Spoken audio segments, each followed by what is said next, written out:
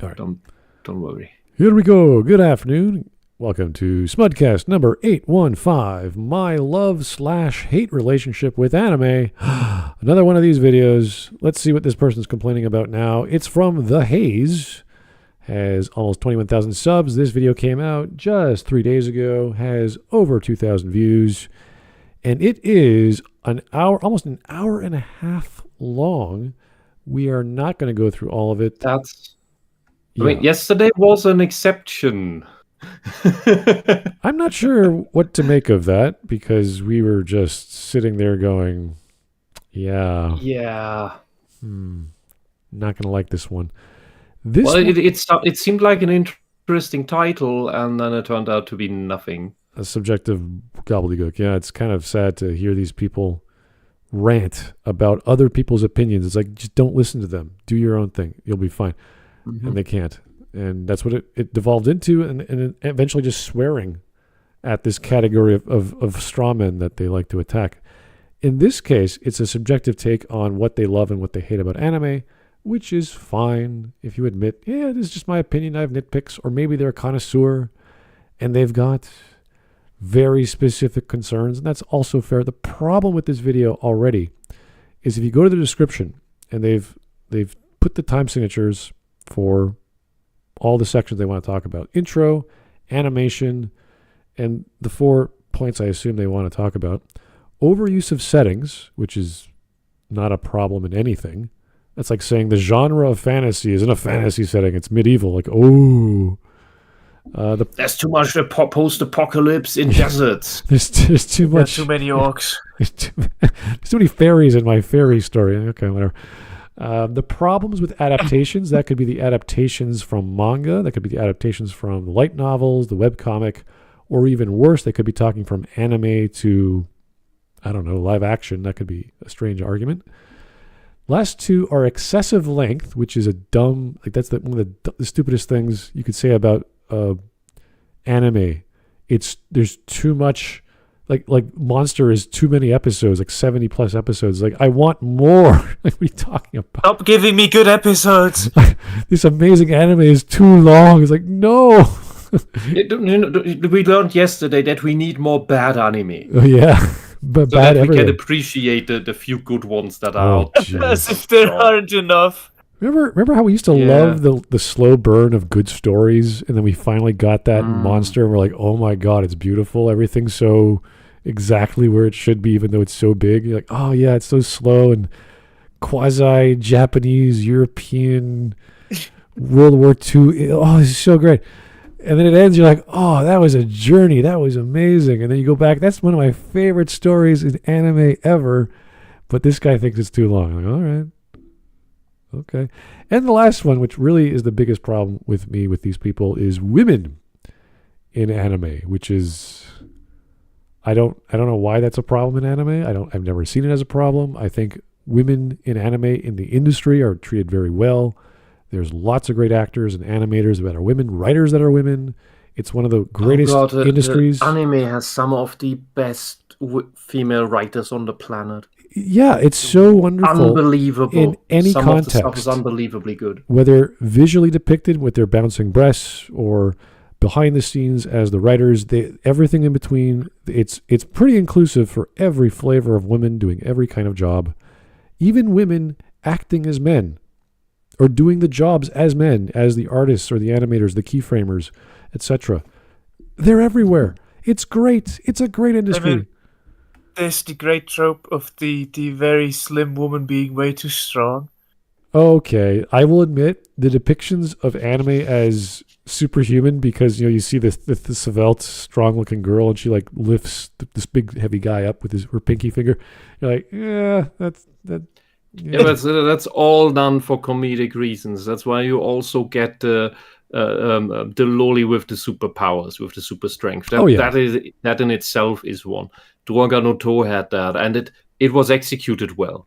When it's executed well, it's great. Yeah, well, that happens. I was just watching an anime today called the Osan Newbie Adventurer, who is surrounded by these two women. Well, one of them is the little girl who's like a magical genius. We don't know how old she is. She's a mystery. She acts like she's 6, but she eats like a cow. You know, none of this makes any sense. And then we have this svelte, tall, large-breasted elf girl who's a martial arts genius. You know, it's like, how does this work? It doesn't have to, because the story is not about them. They're just in the background, and the story is about the guy training very hard to become an adventurer since he was in the guild. He always wanted to be one, and there's all these wonderful stories about him. So there are things you let go because they're not the focus of the narrative, and you just don't care, and that's fine. Anyway, let's see. The people who I have a feeling that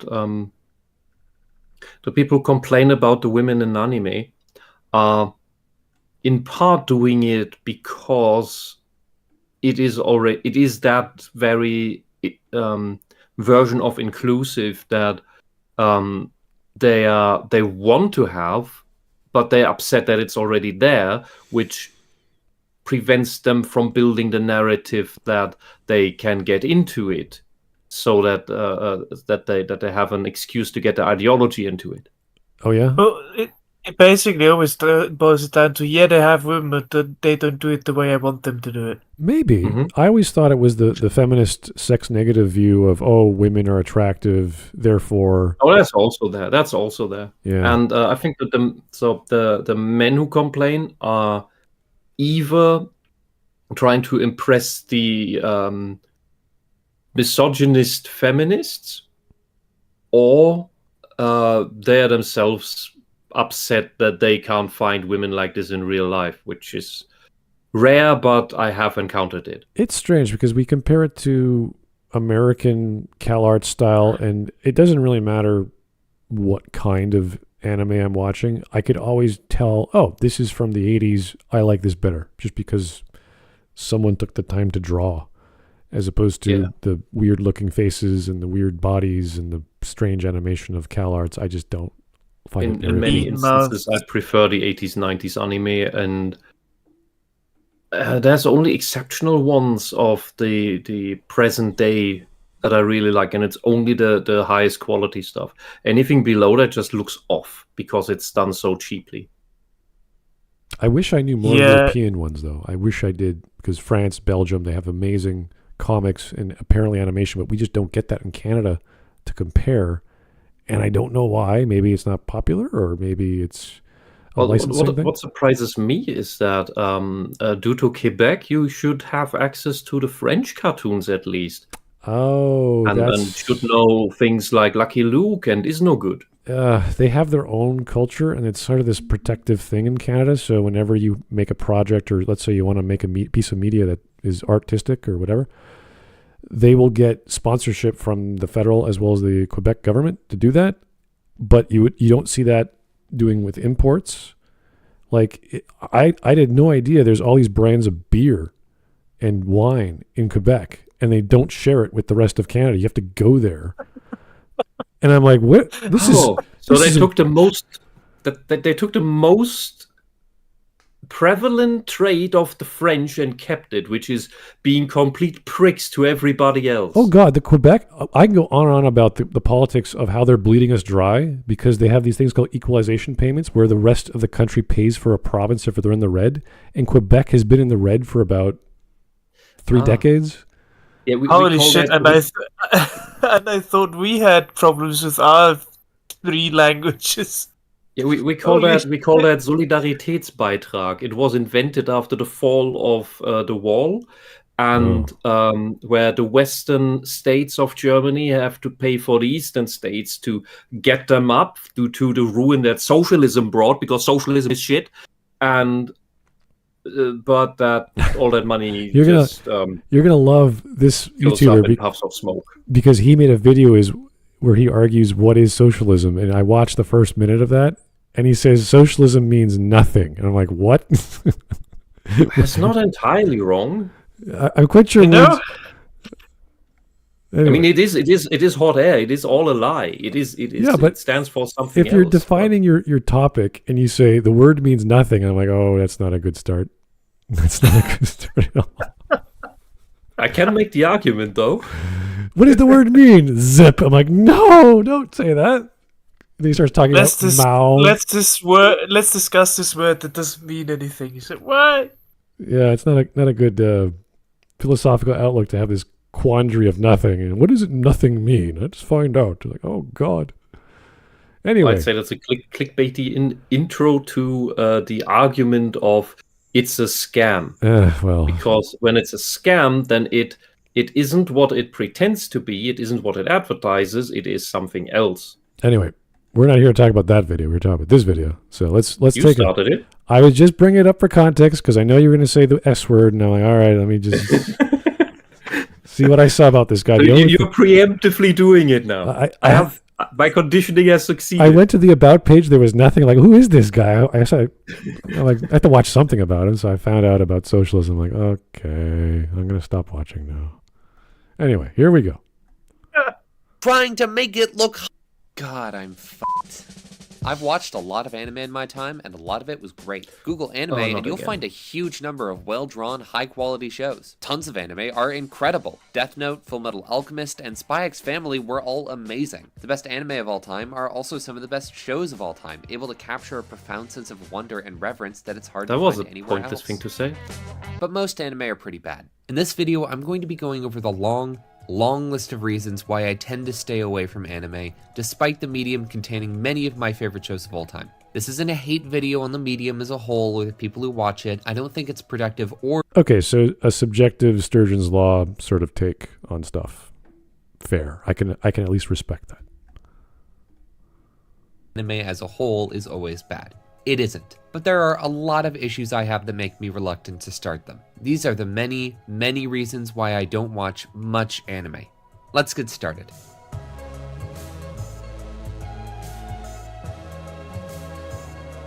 I've never seen this one.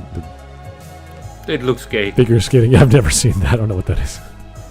There's an anime about everything. I want to start out by saying that the problems I bring up in this video are by no means universal. There are many anime that don't relieve any of these issues. Fullmetal Alchemist Brotherhood, Frieren, and the first season of Death Note in particular are...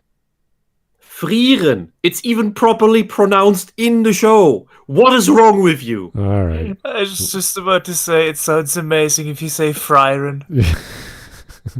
I'm watching It's Frieren. like the opposite. She's not frying anyone. It means to shiver.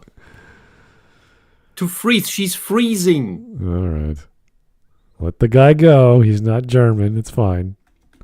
But it's set from right in the none of the show. complaints I'll be talking about, and are all incredible and iconic. The things I'll bring up are problems that a ton of anime have, but definitely aren't true for every single one. There are a lot of anime out there, and a lot of exceptions to my complaints. These are just general trends in anime that make me worried to try so many of them out. I'll be tackling some of the lighter stuff. Okay. That's what rating sites are for, and tag lists and all of that stuff. So, I'm sure you know how to use those from image sites. So he's going to talk about, I'm assuming, either tropes or genres he's bored of. I don't know. This is kind of a weird list. Aesthetics is not really a problem. Just don't. I mean, if you hate the aesthetics, it's a problem, but that's on you. Yeah, but it's like I hate. I just look at the splash image of on any site that these animes are coming out, or that's what exists in your search, and they go like, I don't like that style, I don't like that style, I don't watch them. That's like saying the Italian doesn't like the spaghetti because it's just a bunch of long cylinders. I'm like, it's always been that way. You can't fault spaghetti for being a certain shape. Like, that's dumb. Yeah. I mean, that's when I watch something that I aesthetically don't like, it's usually because somebody told me this is the most amazingest thing that ever was. You must watch it. Yeah, and which has happened. And when you watch certain animes, for the most part, like Clamp, I don't really care that their legs are elongated or their eyes are a certain shape. Or that the men can't move their upper bodies because they're just rectangles. Like giant Gumby, yeah. I don't really care too much. I care about, does this character know what, do they fit in the world and their motive is good and it makes sense and they're following their plot? That's really all I care about. So even if the animation sucks or is, again, I say for me the 80s or the 70s, doesn't really bother me too much so long as the character is being expressed properly in the narrative. That is where I want to go. I don't know if you guys remember the Monogatari series. That's been going on for a good 10, 15 years. It's been on my shelf for about that long. Yeah, they have extremely fast. There's several versions of it. It's very weird, but there's several versions it's of one it. of these things I don't know where to start at this point. I can't help you out. It's very strange, yeah. But it starts like very fast cuts, and they'll have like this backdrop and a scene of a guy, like a little tiny guy in the background, and he'll talk very quickly for like 20 seconds. You're like, what is my? And it just does that every time. So aesthetically, it's amazing. Animation-wise, it's barely existent, but that's how they save money.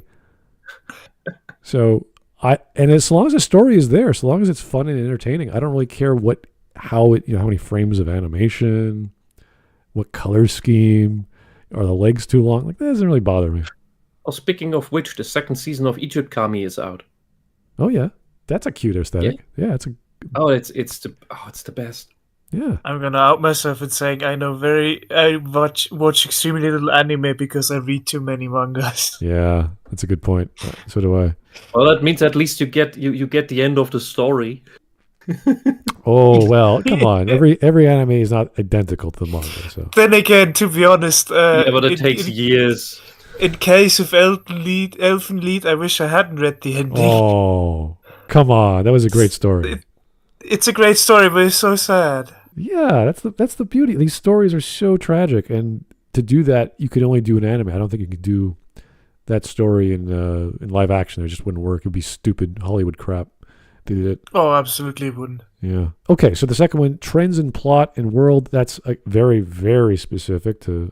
You can just skip those. So that's 4 points you can just skip because that's what the tags are for. Yeah, and fifth is you can look that up. Is that the women in anime? I'm assuming it's the women in anime. I don't know. I bet it is. Oh, anyway, let's get going. This should be very quick. Getting into the larger issues later in the video. Also, while the anime industry as a whole has terrible working conditions, I won't be touching on that much since it's not really relevant to the criticisms I have, and I don't know enough to feel qualified talking about it. Anyway, that is why. Let's get into it. That's fine. I want to start with the thing that I think anime is best at. The majority of anime are very pretty. All the characters are drawn in an appealing, stylized manner, complete with these beautiful painted backgrounds. This is the anime art style, or at the very least... Oh no, that's the good one. Yeah. The bad one isn't hand-painted, that's just flat surfaces. And they look bland, and with like a Star Trek set, where there's not a single mode of dust. It's lifeless. There's tons of that.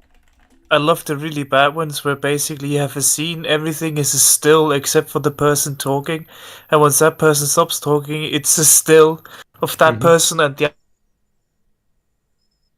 other person starts talking, so only that person is animated. It's always really funny to see. Yeah, yeah, you're right. But even that you can pull off well.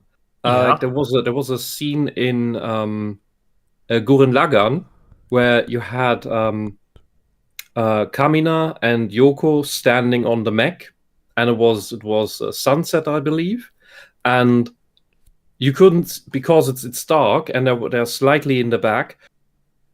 Nobody has a moving mouth. You can't see the mouths. They're just talking. It's just a still image. And for like a minute, and it reminded me a lot on a scene that could have been played in a Super Nintendo game. Oh, really? Where you just have the characters talking, and I could almost see them as 16 or 8-bit pixel figures. I was gonna think of the Count of Monte Cristo. What was it called? Gankutsuo or Gankutsuzen or something like that, where the animation style is like everyone has these weird 2D clothing where a pattern just flows through them, like you're moving a slideshow. Yeah. And I thought, was that like a hologram? Is that something in the people who have money? Their clothing does that naturally, or is that just a weird trippy thing the director wanted to? Yeah, I'm not sure what to call that. It's funny. That reminds me of sometimes in manhwas or in Korean or Chinese, where they use for the texture of clothing, they just use PNGs. Yeah. Yeah, so it's just flat. It's flat, but you don't notice until you pay attention to it. But then when you see it, it's just like, hey, they just took a flat texture and pasted it on it. But sometimes they don't do the folds of the clothing and nothing. It's just they put no shading. It's just clothing. flat. Yeah, and it's like, why did you steal a freaking PNG and throw it on? Yeah. So that doesn't really bother me. There are collage styles for some pattern paper, but you should at least move around the folds so that some that do that have amazing stories. So it's just like, good. Yeah, whatever saves you time and money to get this thing out the door faster, I'm okay with. Unless it's like really like, okay, put some effort. Like, give me something to make it look like you try to make it look good. Anyway, not everybody needs to be Miura. Yeah, in relation to drawing every cobblestone. In relation to the CalArt style or other Western styles, he's right. I agree. Anime looks good. There's a huge history of making it look good. The simple faces, detailed backgrounds. There's even with the hyper cleanliness, which can look lazy or just be a product of laziness. Madoka played with that. Because as long as we were in the city story, it was like that. And later in the show, near the end, we got to some construction site buildings or the lower levels of a building that's more like the garage. And there everything was dirty and crap. You had this contrast between the clean, medically clean above world, and then the stuff that's in the background of the city. That took me by surprise, and that showed that they can do it, and it was a stylistic choice. That's okay again. Madoka Magica, right? The yes. Okay, yeah. The magical girl anime that broke everyone. Not for everyone. All right. Since the 2010s. It looks good and can work well in basically every story. And a lot of anime fans can get pretty stuck up about this. There's this common meme that Japan likes to make its characters look cute and attractive, and America likes to make its characters ugly and gross. And while this is reductive and cherry picks a few ugly shows... No, it's not reductive. It's the simple truth. American animation at large is ugly, and it's ugly deliberately. And it comes from a specific political subset that informs it. There are amazing animators and artists in the United States, but that's not what the TV stations want for some reason.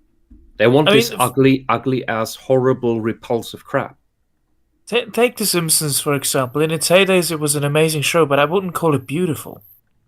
Mm-hmm. Oh, yeah. The first episodes were rough. Or take South Park. I mean, that looks very choppily animated, but hey, some of the episodes are amazing. Yeah, but that's a charming style similar to Shin-chan, which is also quite ugly. Yeah. Well, you have the higher level of The Simpsons in Futurama, which does look pretty amazing. I was gonna say the one that I saw recently called Fatal Frame. The manga is actually pretty cool. The anime, they combine 3D and 2D, and that's usually a no-no to most fans watching anime. And I agree, they used it a bit too much. And even near the end, you could tell they were saving money. But at least they got used to the technique, so it blended a lot better together. But even the OP and the first few episodes, like, why is everything so slow?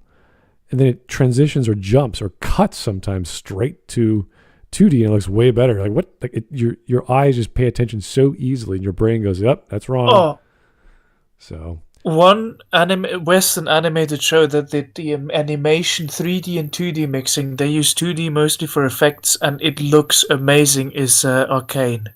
Yes, it looks so good. Yeah, I agree. Arcane is beautiful. And I saw the trailer yesterday for the second season, I think. If only Riot cared about consistency. It was different. It looked that's not bad. It's just that's. I'm fine. I'm fine with it. I just wish they wouldn't do the Games Workshop thing. Oh. Where everything is retconned every second. Anyway, yeah. Let's keep going. anime does tend to look nicer than North American stuff. But here's where we get to my first issue. Does animation have to be pretty? One reason people like animation is because it can accomplish things that simply aren't possible. That's like saying, do you want your heroes and heroines to be attractive?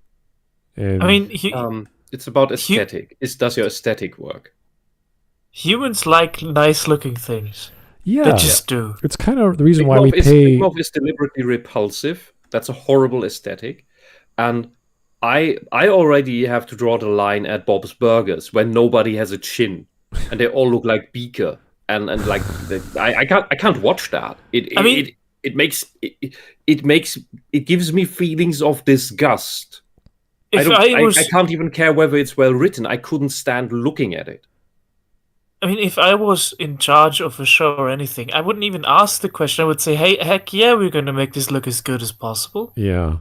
The problem is, I think that what he's bringing up here is, and that's a good quote there, look at that hair.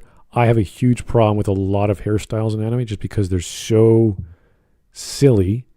And Yu-Gi-Oh! Is a great example of color and the shape and the size and the body.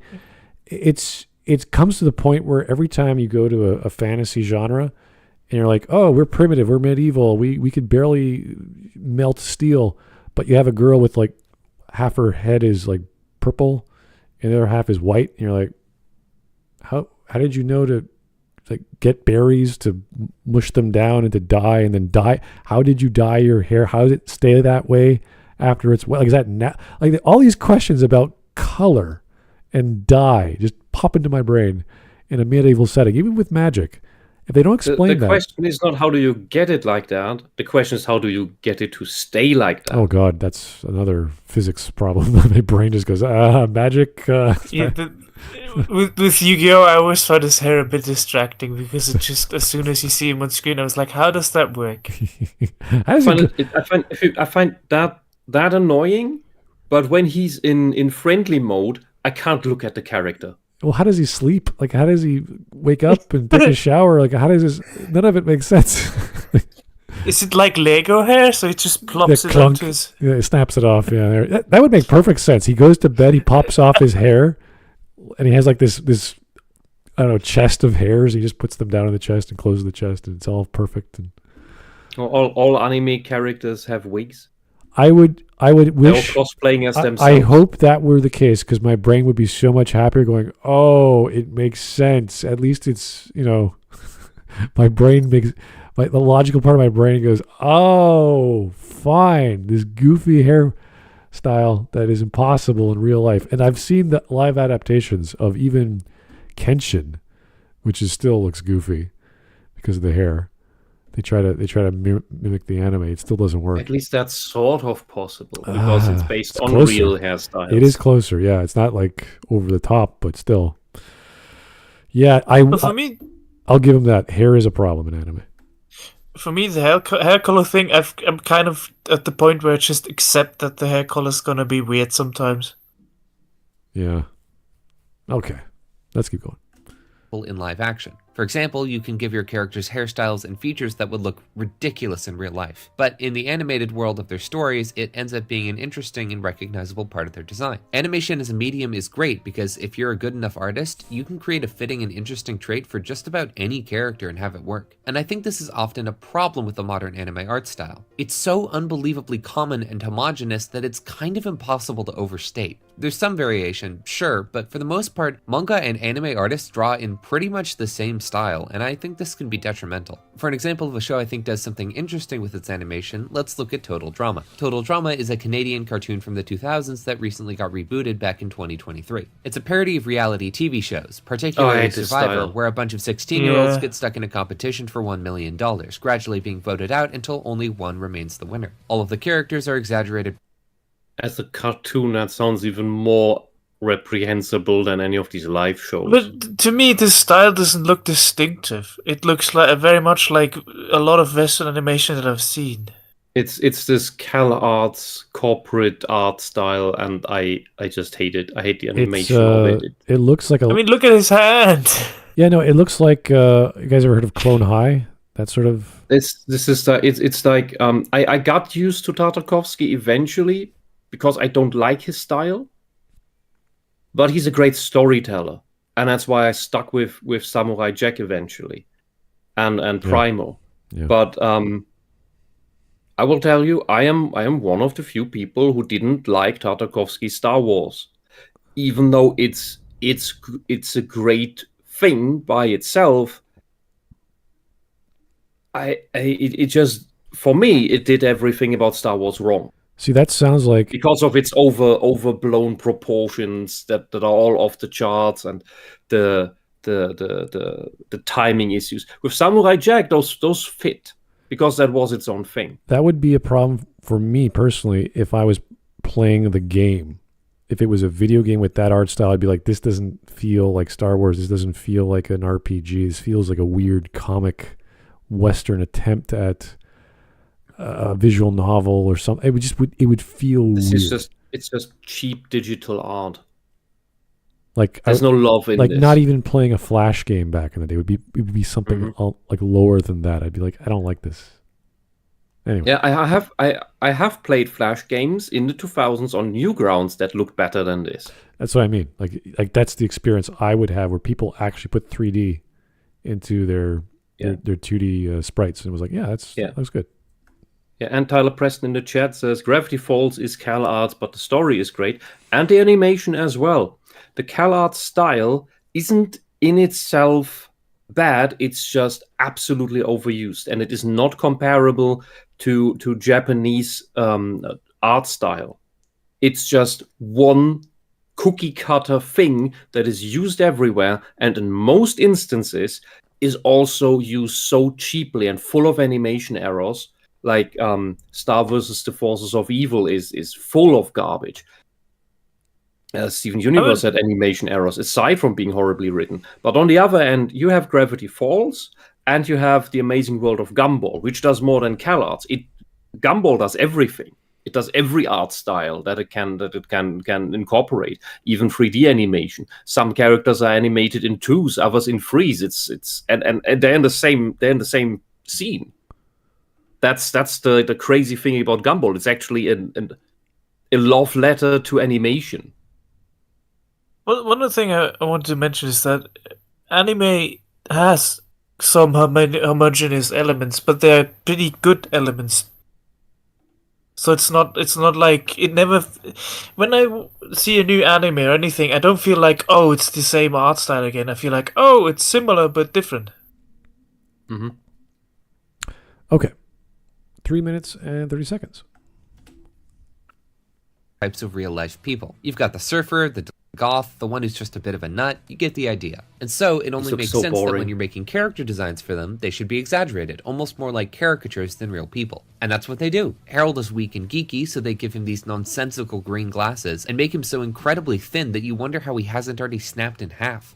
This is basically they look all like that. Clone High. They're all the same. They all look the same. Chloe, I saw Chloe at 3 people in from Clone High. And the thing with this is, and we've covered people who redesign your character, make him better in this, and all they do is this style, and in variations where they just turn everything into geometrical shapes, and it just doesn't look good. It isn't creative. It is following a cookie cutter idea, and it almost looks like cubism.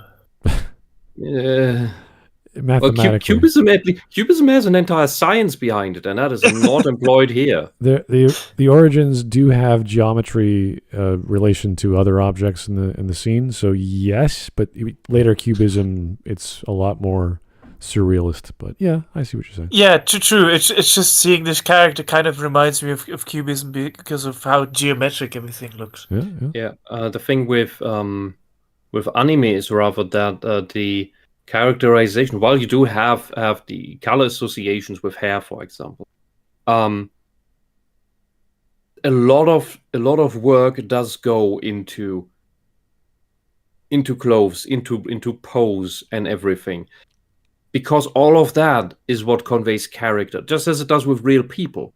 It's not just these geometrical things, and in anime, you at most see that in any of the cartoonish comedy scenes or the chibi versions where they do cartoonish stuff. And then also just for a few seconds usually. I think the closest thing to that is what I mentioned earlier, something like Egypt Kami. Suddenly Egyptian gods, because all the gods are these little squishy, plushy-looking animal shapes, but even then they're mostly the same basic shape, and only have the additions of what makes them the respective god or animal.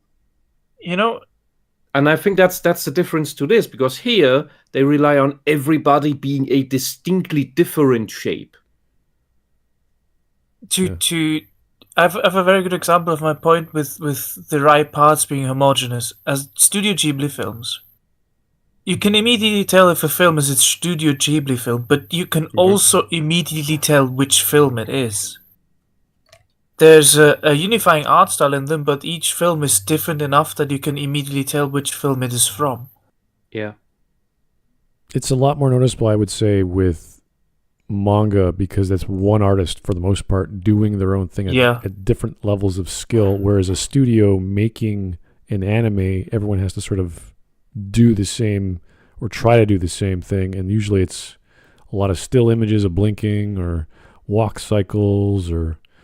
That's one part where I really prefer manga over quite a few Western comics, is that they have such a variety in style. Oh yeah, even the eyelids, the eyelashes, the number of reflections in the eye, because the iris is the pupil is so big, so they got to, like with Sailor Moon, they got to flesh it out more for whatever reason.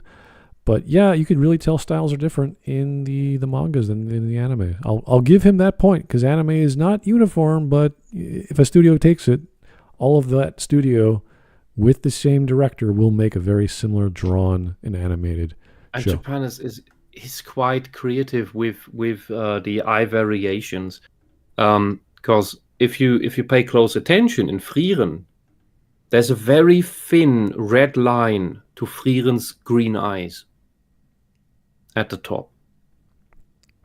Okay. And that's subtle, but it's in every frame. All right, we're at almost 4 minutes. Same with couldn't swagger anywhere near as well without his ridiculously huge torso and short little legs, and his oddly shaped head really gives the look of someone tough with a comically thick brow ridge and flat top. DJ is absurdly tall and wide, but he also has these dots for eyes to signify he's a sweet, simple guy. Anime, sir. No, anime. He's mainly, so the first guy is drawn with hard lines and hard angles. The second guy also had all these round edges, round corners. Does he have gout? What happened to his feet? That. What the hell happened? He's got like these... I'm looking at the hips of the lady. Well, that's not even how children draw. This is in part. These styles are made so that children can imitate them easily. But that doesn't work here. The guy's taking on water. He's got to lay in bed for a good 3 weeks. What the hell? Yeah, his skin is not going to recover from that. And those feet, don't see a doctor, please. It almost looks like the part that goes into his shoot is his feet, as if he's standing on the shoot. yeah, that's right. That would make more sense. With the prime example of how do you make a character that's easy to draw for children is Dr. Robotnik from Sonic, because he's really just he's egg-shaped, and everything else you add on. Yeah, I'd rather you draw an egg. I'd rather we argue about anime or talk about it than just showcase other styles. I'm like, this doesn't really help anything. Rick and Eva are tough as nails, so they have the thickest unibrows you've ever seen. You get the idea. The show isn't Unibrows well make you animated by tough. any means. It's a low-budget Flash-animated Canadian cartoon from 2007, but they did a great job with what they had. The characters aren't particularly well animated even when they're standing still, and what little action there is mostly just them moving between a few still poses. But even so, the character designs are all expressive, and you can instantly know what they're about. So is manga and anime style. Very expressive. It's 2 dots in a line.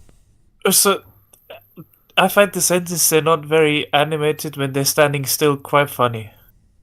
They're standing still. They're blinking. Wow, it's anime. Wow, it's amazing. It's the same thing. Oh boy. From just them, or even their silhouette. If this show were drawn in a more realistic style, sure, it would be prettier, but it would also be losing part of its identity. Weirdly, it would end up being less expressive, since the characters would start to look more similar to each other, and less like the caricatures. They all look very... What are you talking about? Why does he conflate realistic with pretty? They all look similar because the style's the same. It doesn't have to be like one guy's body is thicker and the other one's thinner. It's the same thing whether it would be representational art or comic book Western art. We could figure out shapes pretty well, whether it's a big line or a short line. Owen is perpetually cheery, so the original creators gave him a hilariously tiny little smiling face. If he had looked like this instead, it wouldn't hit the same way. It looks good. So it still looks good, dude. I would probably watch that because it's Canadian green leaf. That's hilarious. I'd watch that. Maybe he's like a Chris Farley guy. Imagine a quality Canadian cartoon. It wants to riff on SNL and have the stoner Canadian. Yeah, why not? Do it. For a show about caricatures. And Noah wouldn't be the same if he weren't so ridiculously short with his enormous head on his tiny, thin little body. Enormous? And Justin That's wouldn't normal look sized. anywhere near as creepily out of place if he weren't the only character in the entire series with irises in his eyes. The more realistic designs might be better if the show were more mature, but That's many supposed to anime make him aren't pretty. that much more mature than Total Drama. Total Drama's characters are a huge reason why it stood the test of time, and why people still care about it today, and the character design is a big part of that. I haven't watched a single season of the show in at least 3 years, but I can still think I had name every layer single arrows. one of the 85 original characters and tell you what their deal is instantly. I want to see that frame by frame. Sorry. Uh-oh. That's yeah. Realistic designs might be better or Wait. more mature, but many anime aren't that much more mature than Total Drama. Oh no, they ran past that already? Where was A that? little smiling face. If he had looked like this instead, it wouldn't hit the same way. It's too realistic for a show about caricatures. And Noah wouldn't be the same if he weren't so ridiculously short with his enormous head on his tiny, thin little body. And Justin wouldn't look any... So, for one, this year, they added the irises because he's supposed to be the pretty boy. You can tell that from his eyebrow and the weird smile that he has and the giant manly chin. That's the point. He's supposed to be the pretty boy. How did you not catch that? Anywhere nearly out of place if he weren't the only character in the entire series with irises in his eyes. The more realistic designs might be better if the show were more that was mature, not but it. many anime aren't that much more mature than Total Drama. Total Drama's characters are a huge reason why it stood the test of time, and why people still care about it today, and the character design is a big part of that. I haven't watched a single season of... Okay, I thought there was a layer error here where they walk behind the other characters. And that is because this is such a cheap style and has such low frame rate that in my head, there was an animation error here. Sorry for wasting your time. And what the hell is wrong with her hips? Holy shit. This is not how corsets and skirts work. Like her... If she was wearing it like this in real life, you would see what's between her legs. Holy. The show 3 years, but I can still name every single one of the 85 original characters and tell you what their deal is instantly. 85? Are you sure about that? That's a lot. That sounds like a lot. Whew. Okay, he really liked that show from 20 years ago almost.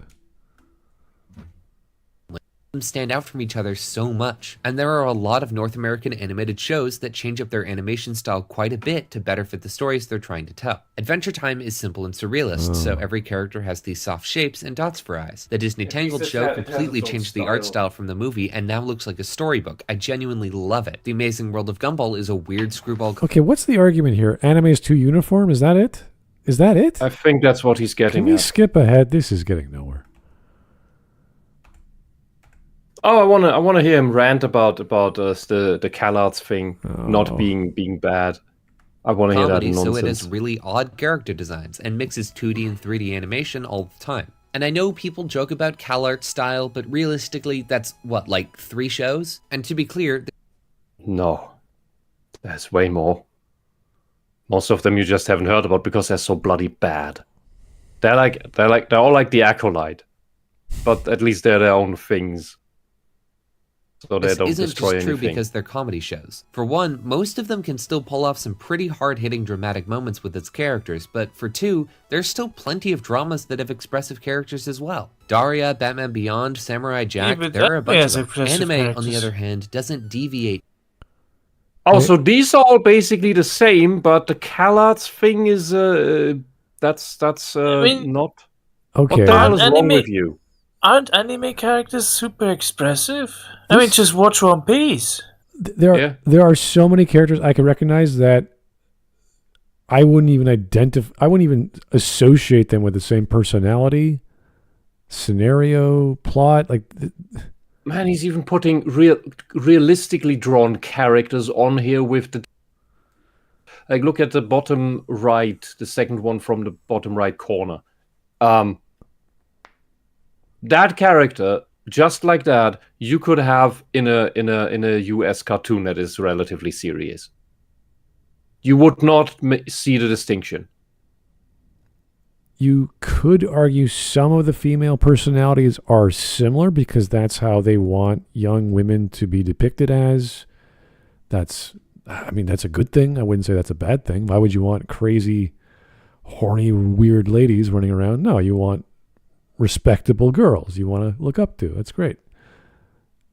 And most of the men are like that too. Like, obviously some of them are a bit lecherous, but that's a change from the norm of these idiotically brain dead men who have women chasing them and can't figure out what the hell women are doing. These are even on different ranges of stylization and caricature. If he can't see that, if he needs this hyper simplistic geometrical nonsense in order to see the differences, then he's a child. And no, he's worse than a child because children can see the difference. Some of these are actual children. We'll call him out on what the hell are you talking about? These look completely different. Third from the top, third from the left. That's a child, as far as I can tell. I mean, the one thing I could say, some individual animes are very homogeneous in themselves, sure.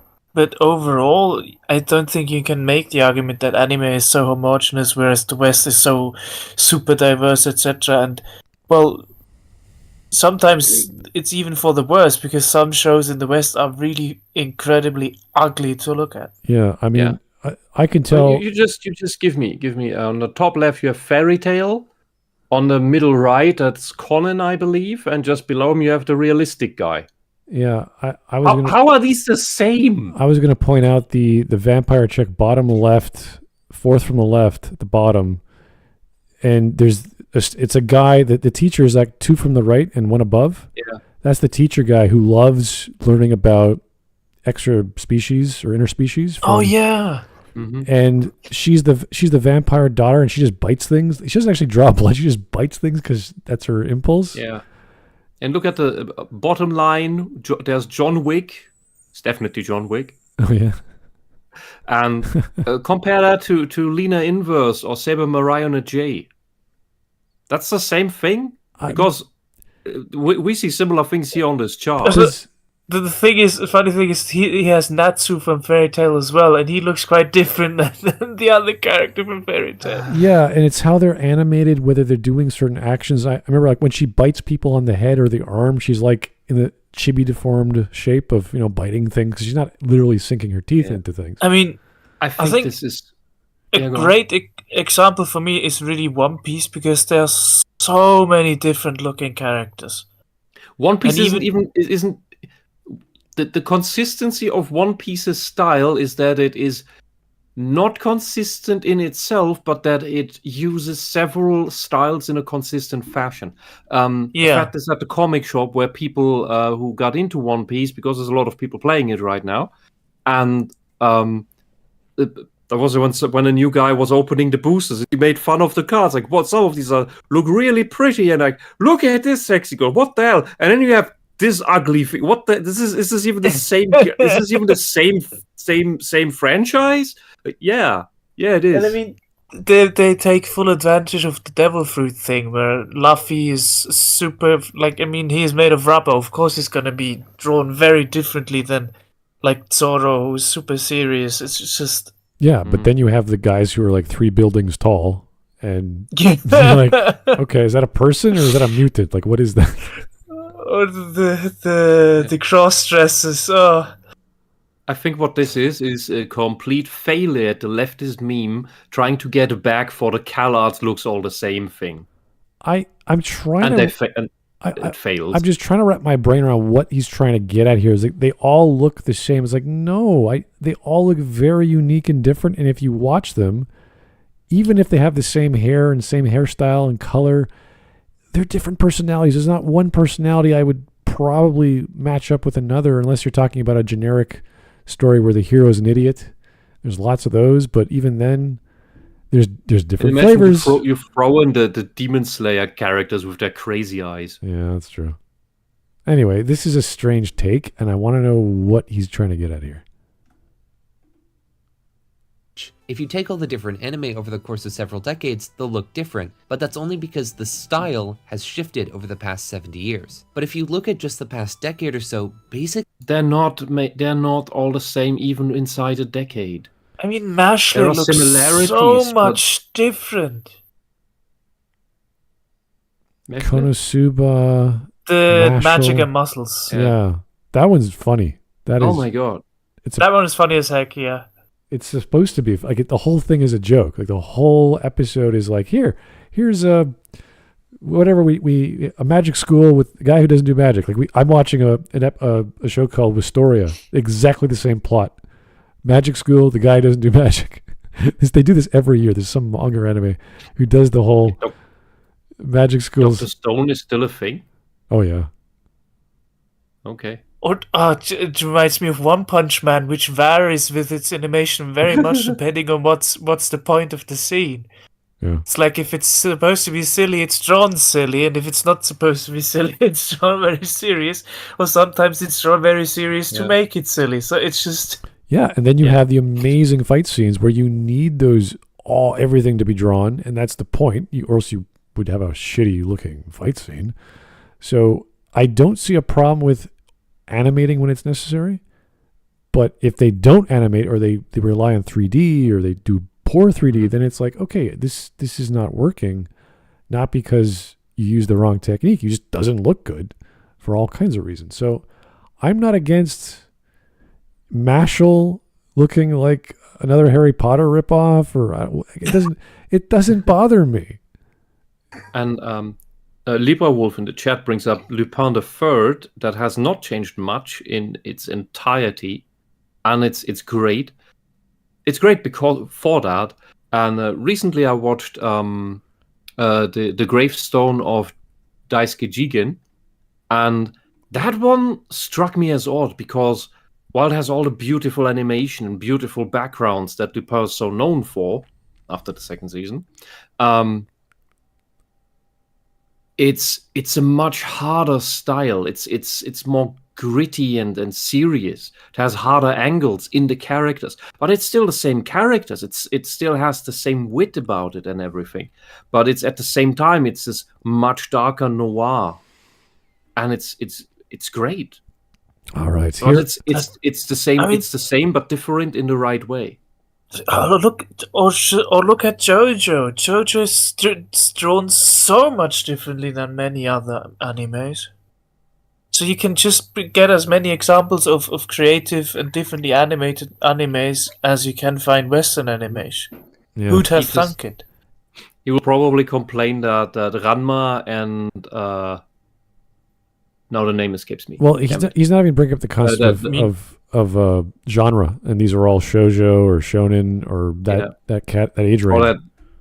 Or that anime from the same creator look the same, because that's mainly what Inuyasha?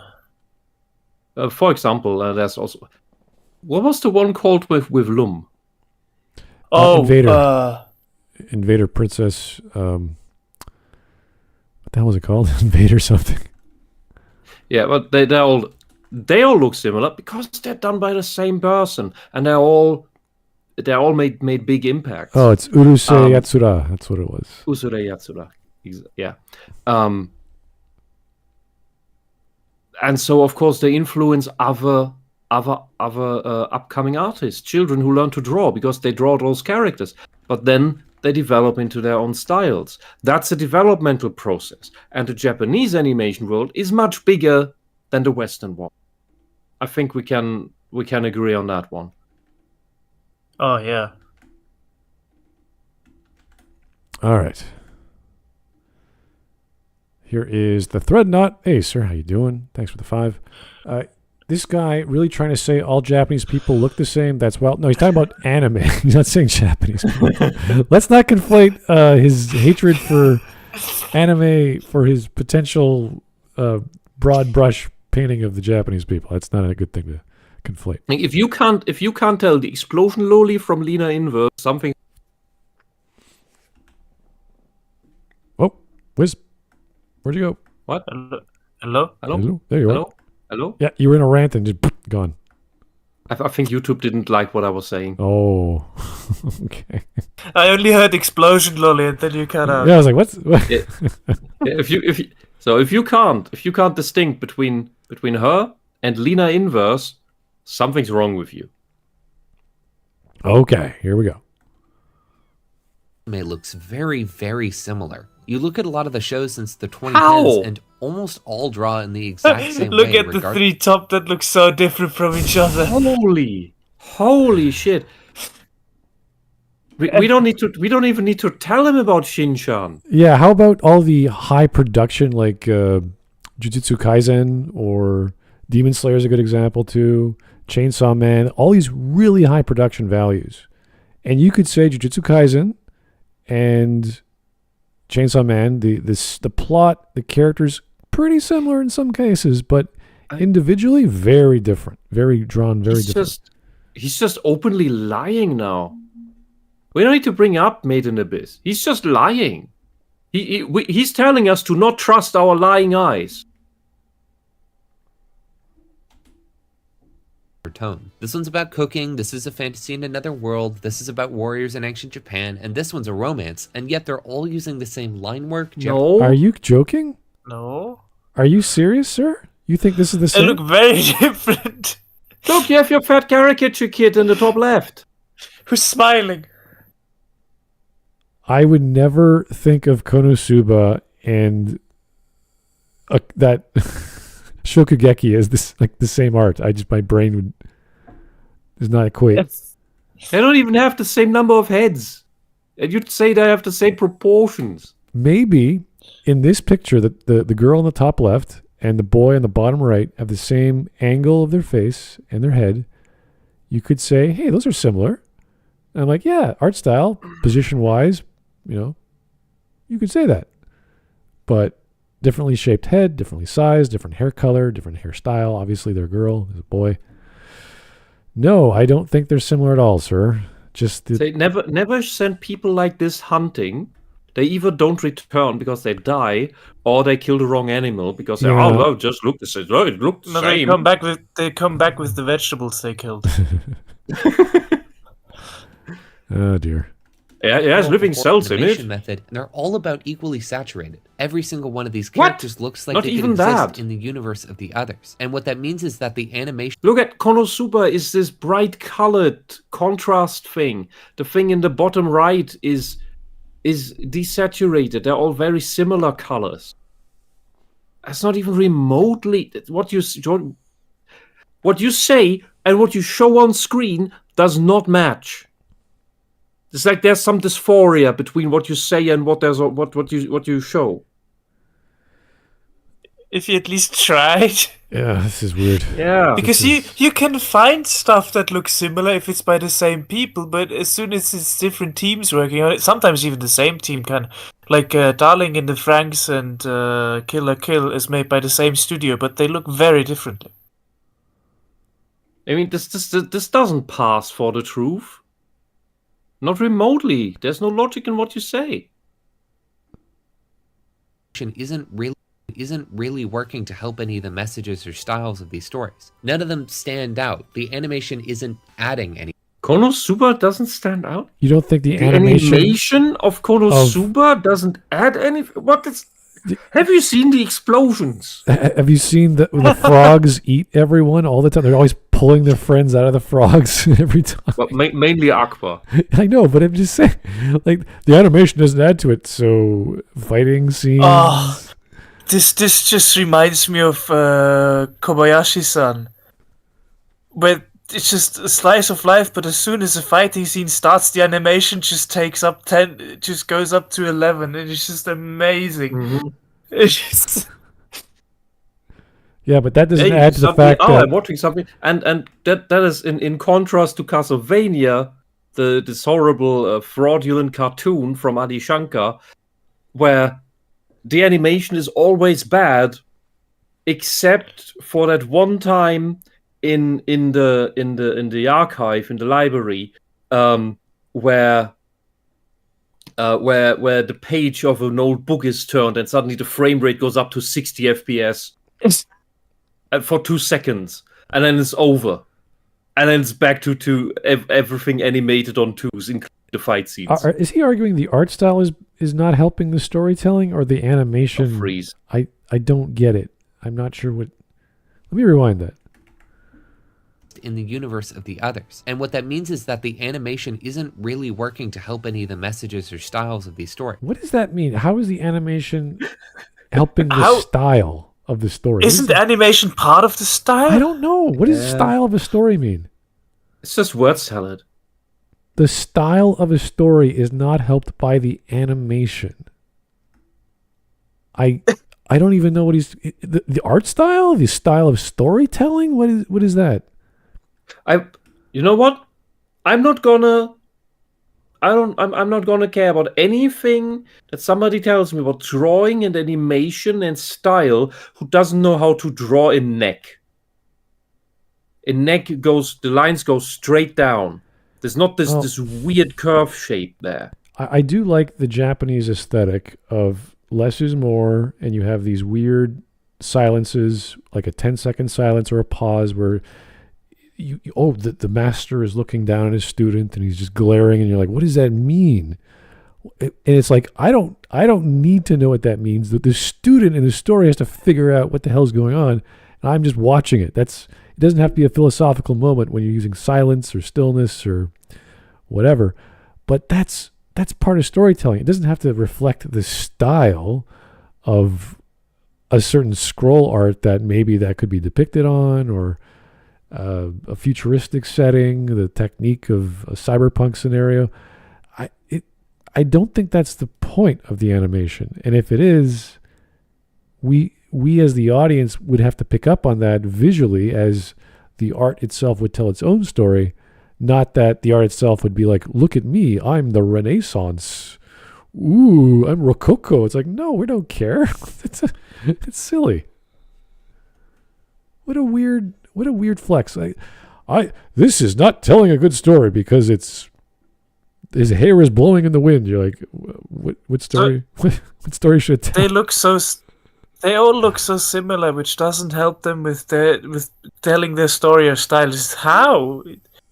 Yeah, if they all looked exactly the same and the animation was good, it would still be a cool story, wouldn't it? Yeah, it's an evening breeze, and his hair is moving in the wind, and the style tells us that he is coming home from the evening, and he's sitting and contemplating life, and I don't get it. I don't know. I think we're getting hooked up on the word style, but again, he's not using it properly, so we have to guess. And out, the animation isn't adding anything. And it just gets tiring, you know? Watching a dozen different animated shows in a row with the exact same art style. No, it doesn't. I've watched... maybe just...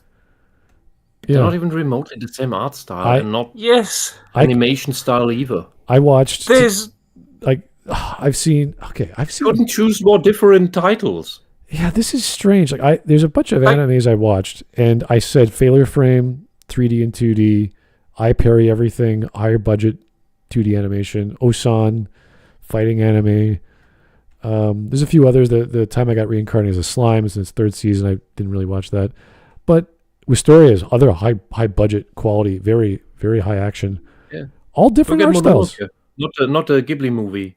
The series about the basically Agatha Christie crimes, but with Japanese spirits. Oh, really? That's not the Poirot one, but that's. We're gonna watch that eventually. Yeah, that sounds great. So, I'm curious because I've seen people do that in other languages, and I was like, is that a thing? Like, yeah, it's a thing. So that's cool. Yeah. And the prequel show to that, which is really a prequel, but it has had Mononoke in it. Yeah. Was Ayakashi, traditional classical Japanese horror, and that had 3 stories in it, and they were all done in a different art style and different animation quality. Because they were not just telling and in a storytelling, different storytelling style as well, because they were also emulating how stories in the past were told, and using corresponding styles of a previous animation era in that. It's an absolute this whole show is a testament to Japanese animation and mythology. Yeah, it's absolutely beautiful. I'm reminded of the anthology series, the Batman Gotham Knight, where we had like the Animatrix, where it was a series of studios or whoever artists, and they did their own version of a story of Batman that was like 10 minutes long. And they, definitely different art styles. Some of them were very, very detailed. Some of them were not as detailed. But I don't think the specific art style changed much in the mythos and in our knowledge of Batman outside of maybe the Watanabe one and the one where Batman's cape was like, he looked like the devil, like the cape like curled up under his feet like he was like Dracula or something. It was really not over the top, but it was very Gothic inspired. So yeah, there was a slight creative influence, but it was still Batman. He was still doing the Batman stuff. He wasn't outright killing people and doing other things. Still looked like Batman. Do you remember when we watched Memories? Oh yeah, for sure. That was great. That is that. 3 great movies, all completely different. Yeah, but I'm not saying the art style, like I needed a different artist. I would have preferred the Watanabe artist, and he did everything. I would have been fantastic with that. But that's not why I'm there. I'm there to watch a story about Batman that's done by Japanese authors. It's great. This is a weird dig your heels in sort of moment where it's like, you know, if Wisp would just only talk about masala chai tea is the best tea and every other tea is crap and blah blah blah. It's like whoa. I would never say that. Whoa. Holy shit. Yeah, I mean that's what this guy is doing. I'm a purist. Well, that's what this guy is like. He's like, look at all this boring shit. It all looks the same. It's like, no, it doesn't. And even if it did, who cares? It looks fine. Weird. That sunset is not, it's the same beautiful sunset I've seen all over and over. It's like, you're complaining the sunset? It's like seeing udon, ramen, and soba noodles next to each other. It's just like, they all look the same. They're all noodles. Yeah. This spaghettini is 0.1 millimeter thinner than the other spaghettini. Like, okay. All this German bread tastes the same. All this German beer tastes the same. All this German sausage tastes the same. Come to Germany and tell that to people. All the German beer looks the same. Oh God! The German purity law is destroying German beer. What? The German purity law is amazing. What are you talking about?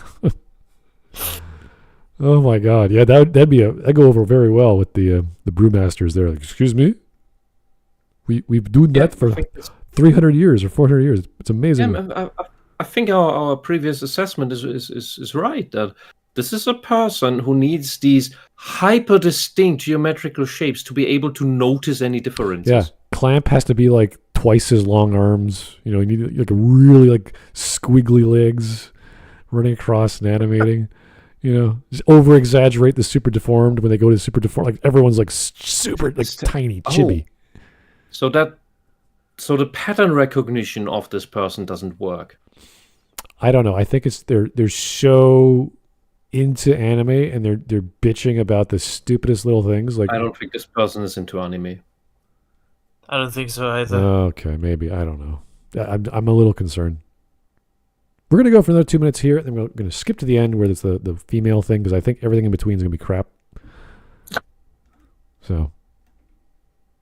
Watching a bunch of shows in a row that were set in the exact same place. And the same thing is true for the world and backgrounds. What? Virtually every single anime out there has 2D animated characters on painted landscapes. Oh, this works wow. well some of the What a horrible idea. You absolute retard. You idiot. Do you know how long ago it is that there were actual hand-painted watercolor backgrounds in anime?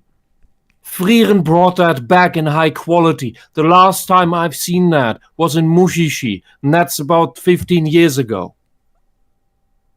This in the meantime, we had all these clinically even cheap 2D things made on the computer. This was actually hand drawn. You say, oh, it's all like this. You don't even have a clue when what was made. Yeah. It's like you just proved that you are a blind tourist. You're not just a tourist, you're a blind tourist. if he was complaining, let's say, of CGI backgrounds in movies and saying, look at the CGI, it's all very, you could tell it's fake, and then you go back to like the 80s with the matte paintings and someone drew an entire cityscape or horizon. You look how beautiful that is. That took time and effort. I'll be like, yeah, you got a point there. It looks better when Star Wars, the original episode 4 or 5 did it than we have with the CGI. I see what you're saying. The lighting looks way off with the episode 1 and 2. Great, you got a point. I am so sick of this craphead's lies. The backgrounds in Frieren even take the lighting into consideration. The angle and in the animations of the characters, the shadows are all in line with the lighting in the background. This is something that Castlevania can't do because the people who make that are pretentious frauds, where you don't know where the millions of funding go. No, here, this is beautifully done with attention to detail. This is the thing. This angular nonsense that he needs in order to notice that there are differences. He requires that because he is blind to details. Maybe that's why people like that drift towards a stupid what is it? Equity ideology. Because they can't even see the differences. They can't even see the details and the nuances. Frieren is very well drawn. Obviously, they have a bigger budget. And for him to say they all look like Frieren, or the backgrounds all look like Frieren, it's like, whoa, sir. Even though the anime I watched this season is not even as good as Frieren. Nothing is. Not even close. So I don't know.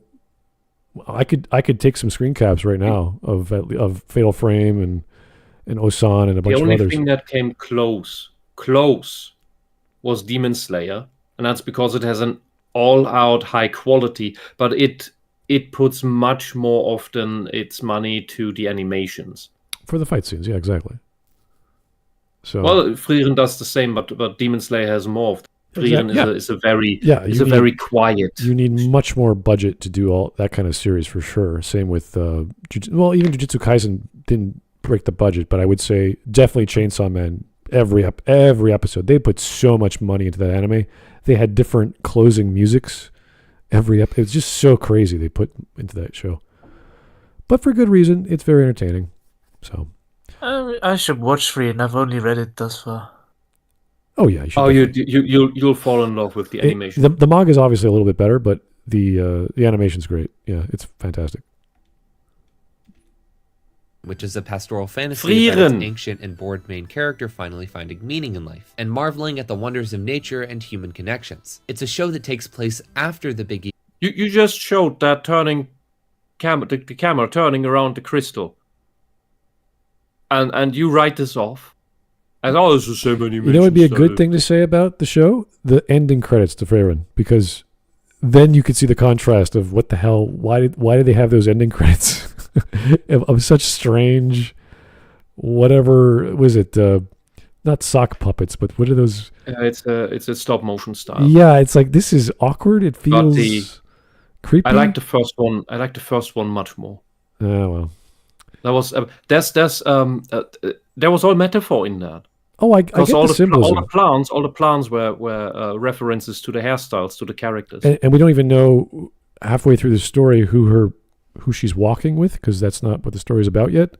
And there's that girl that she rests her head on, and you're like, who is this girl? And then finally we figure it out. So I would use that because it's within the same piece of media. Evil overlord has been defeated. One about pastoral beauty and what it means to be human. So having the main characters be realistic and appealing and the world be beautiful and painted fits perfect. Not necessarily. Even if it was poorly animated, poorly drawn, it didn't look as beautiful as it did, the message would still come across, because then you'd be focused. Like, look at all the lighting in this shot. There's like all kinds of color in the background. And even if it didn't have all that level of detail, we'd still get the message. We still get it coming across. It just wouldn't feel as strong because this amplifies. The visuals amplify the story. It's as if this guy has never read a book and good, oh, what a charming, like imagine reading the narration or the description of this scene of everyone sitting around a campfire and all the personalities clashing and everyone just eating and having a good time. And you can imagine that in your head perfectly. With the anime, it's done a lot faster and it's done for you. And because it's so high quality, it goes, wow, I can appreciate the nuance. I can focus on the narrative more and faster, as opposed to using that brain juice to build that world yourself. Yeah. This particular drawing style of the background goes back to one specific background artist in Japan. I don't remember the name. Lala could tell you more about that. Yeah. But it's that they brought this back. And I think the last work he actually did, was on Mushishi. Did you see that crazy? That's a great one. Mushishi's fantastic. Yeah. Oh, yeah. No, I haven't seen that one. That's, you want to. That's the Japanese aesthetic just turned up. Yeah. Just really beautiful. Yeah, and especially now when you have some time. It's one of those things where you really just want to watch one episode a day. Just to let it. The argument is if Freyren was toned down a bit, it was not as bright, not as detailed.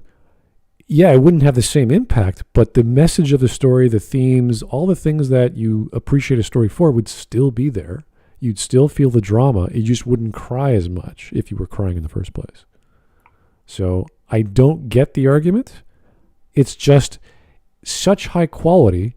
Because the story and the characters are already there, the music's already there, the sound's already there, the setting is all pretty much perfect for what you want the story to do, and it's supposed to be somebody who could watch a Shakespeare play by the best actors on stage, the manga, and the best stage works and everything, and just say, "Oh, this is like the soap opera I watched." Well, the manga is pretty plain, and you have to understand the title of the manga is after the funeral, so everything's this sort of somber. What is life? What's the point? And then you watch the anime and you're like, oh my God, she's got all this to live for. She's seen so much of the world, and she's this quiet little girl realizing, oh my God, I have a heart. What did that mean?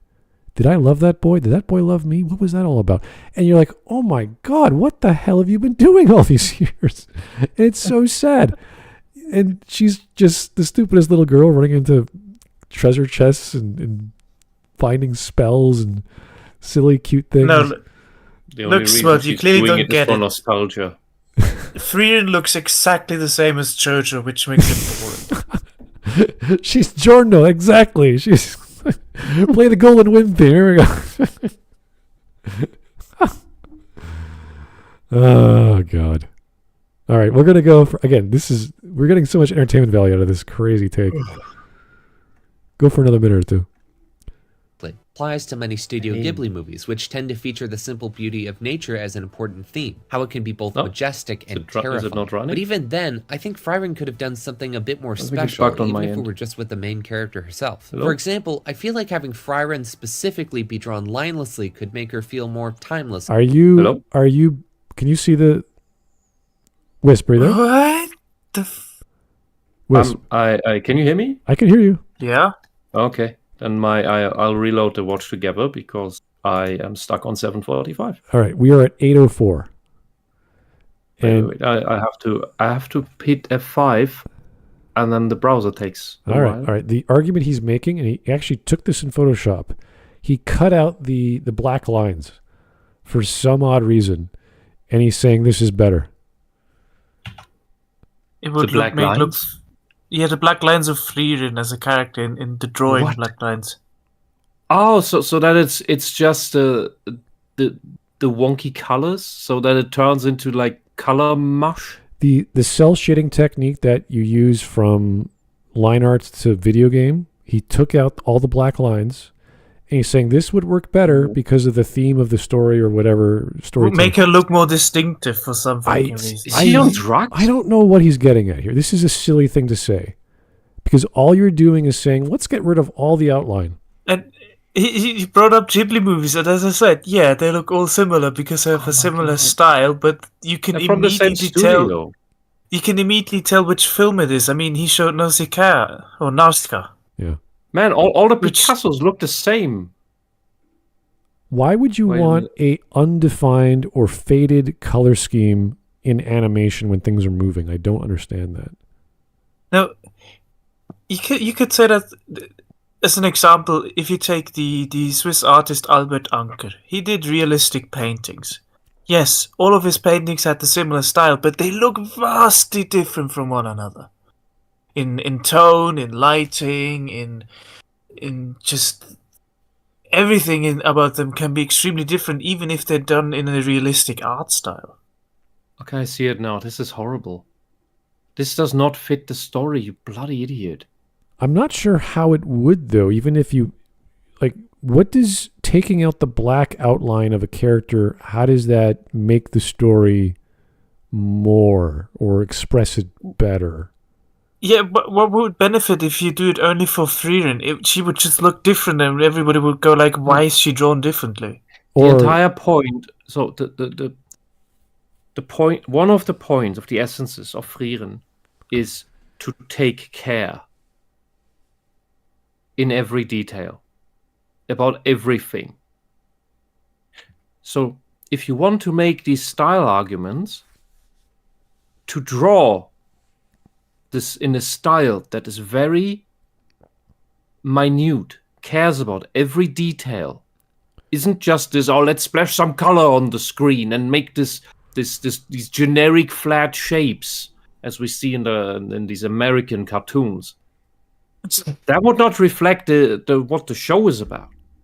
This character is edgy. Let's make him have as many edges as possible. Oh God, yeah, that's the level of cognition of these people.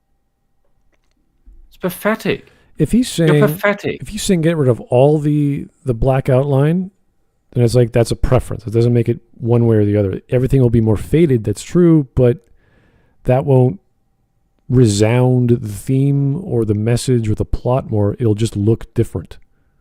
And whether you think that's better is subjective. Ego Dreamer says, I'm no artist. Hell no, you aren't. More an animation terrorist. Yeah. Yeah, there's reasons why we have outlines in comics and as well as keyframes and the rest of the animation. It's so we know what to draw and then we know what to color and shade and light. And for him to say after we've animated everything, get rid of all the outlines, I'm like, why would you want to? This show would not look remotely as good. And it would be harder to animate as well. I would, yeah. See, that's what I want him to do. And it is when you have lots of stuff going on, it's also harder to follow what is going on. I want because him, it's these hard lines that help us distinguish what's on the screen. Yeah, I want him to take 10 seconds. That's 300 frames minimum. If you're talking about an average animation, get rid of all the outlines for whatever is on it, like a walk. She's walking. I don't care, whatever it is, and you tell me whether it looks good or not. Just look at the scene you cut up. And there's reasons why we have outlines. There's a reason why we have cell shading in video games. I don't know if you guys remember Wind Waker or of course Okami started with. Yeah, like if you got rid of that, black outline, and this is couldn't tell what's going on. It's anymore. A simple, like I played with shaders back in the day when I was at school. We had cell shading in the 90s, so it's not a big deal. But we had it on the. I was using Ogre 3D at the time, and it was a update we just got that week. We tried it. Oh, I got cell shading. Turned it on. That looks amazing. Now we could see exactly the contrast between the foreground, the background, and whatever. And we put it on, and we kept it on, and we could play with the depths and how color the cell shade was, and how big it was, and whether we decrease. We have saturation. We said no, keep it as almost as thin as possible and black, and always the same saturation. And when we did that, we could see the shape of the body a lot clearer because our eyes would go, oh, there's the muscle, there's the joint, there's the connecting part of the leg, and blah, blah, blah. And it's like, why don't we always do this? Like, well, sometimes it doesn't work.